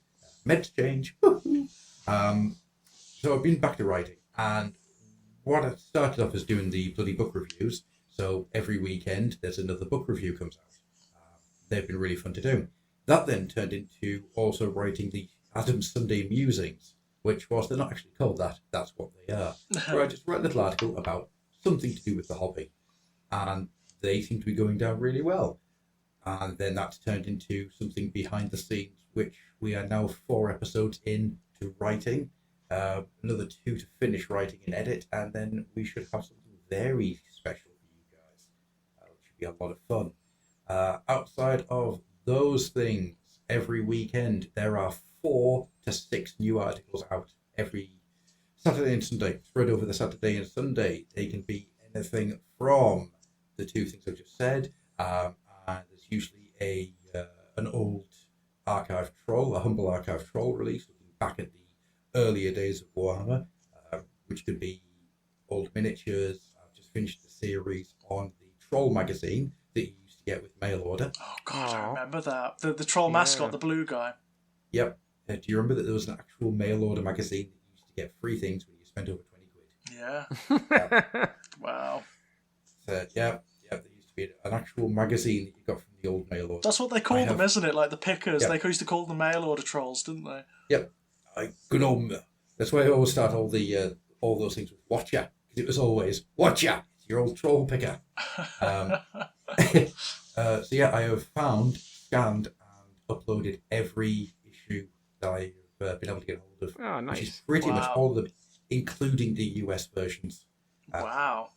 The next series we're going to start on those type of things is I'm going to go through a issue by issue breakdown of the Citadel Journal series. So every issue of the old Citadel Journals. God, that's going to take a while. That's going to be a big project. I have to work out, do I do the Citadel Journal as the Citadel Journal, or do I do everything that has the name Citadel Journal? Because there are 6 issues that came out before the Citadel Journal actually started with that title. Mm-hmm. I've decided, no, I'm just going to go for the magazine run. Yeah. Otherwise, it's a little confusing. Yeah. Yeah, that's probably a good idea. And I'm about halfway through writing 2 articles, which I'm really excited about. One is all about how the Lichmaster had a Dalek. Yes. Leaving that one in the air for people. Yeah. And the other one is about what was going to originally be the first proper 40k novel. It's real fucking strange, and it's led me down a very interesting couple of rabbit holes. Yeah. I don't want to give too much away here, but this one went places. And this article, to give you an idea how weird this article is, it should have been out about 3 weeks ago, but I keep finding new things.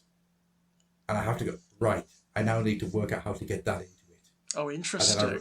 And then I read what I've written, this is so disjointed now, and I need to rewrite the entire thing to make it make sense. And then I'll find something else. That sounds fascinating. It's bizarre. Yeah. Last week, I can't remember what last week was. I know the week before was an article about how Khorne is the captain of industry. The chaos power of Khorne would have grown massively during the Victorian era. Because industry. Well, industry and war. Yeah, it probably would have been the period of history where it was where Khorne was most powerful, to be honest. Yeah. And if you look, there are little hints to this in the fiction. Oh, wow. It's great. That's interesting. There's all these things that are going on with the Fluffenhammer site. Go down, fluffenhammer.com. Stuff is out daily. So what I've been doing is old articles come out during the week. I just put out a new old one out each morning, going through them until we get caught up again, and then start the cycle again. Whilst on the weekends, you get a whole brand new stuff. Come, look, have a look, because there is tons and tons of stuff. Literally, there is over 300 entries on that site at this point in time. Brilliant. That's grand. So that's what I do. Brilliant. Yay! So with all that being said, we are going to get out of here. Thank you, George, for joining me this evening. And thank you, Andy, for all of your zombified presence. Yeah. Pleasure. Absolute pleasure. It's been a blast. And to all of you at home, thank you for listening. If indeed you still are. Good night! Magnus did nothing wrong. Oh. Brilliant. Thanks, guys. That was great.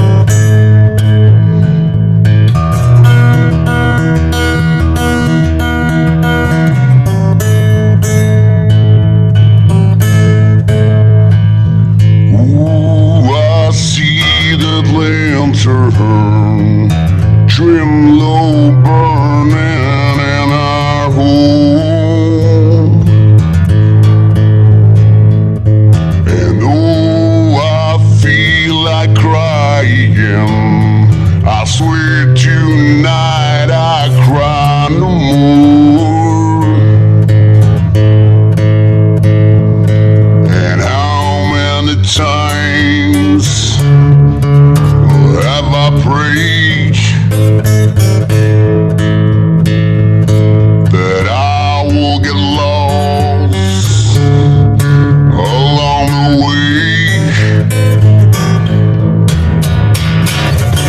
Dream with the feathers underneath your head, the regulator swinging pendulum. Dream with the feathers underneath your head, the regulator swinging pendulum. I say, come with me, walk along this mile.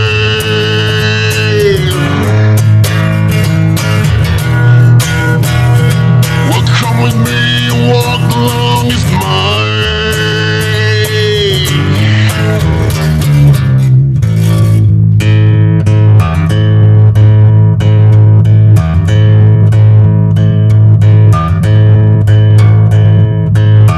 Is this wallet leather?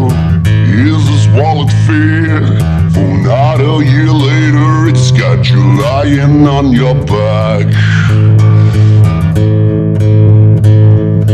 You should have closed your windows and got another dog. You should have chained up all the doors and switched up all the locks. And how many times have I prayed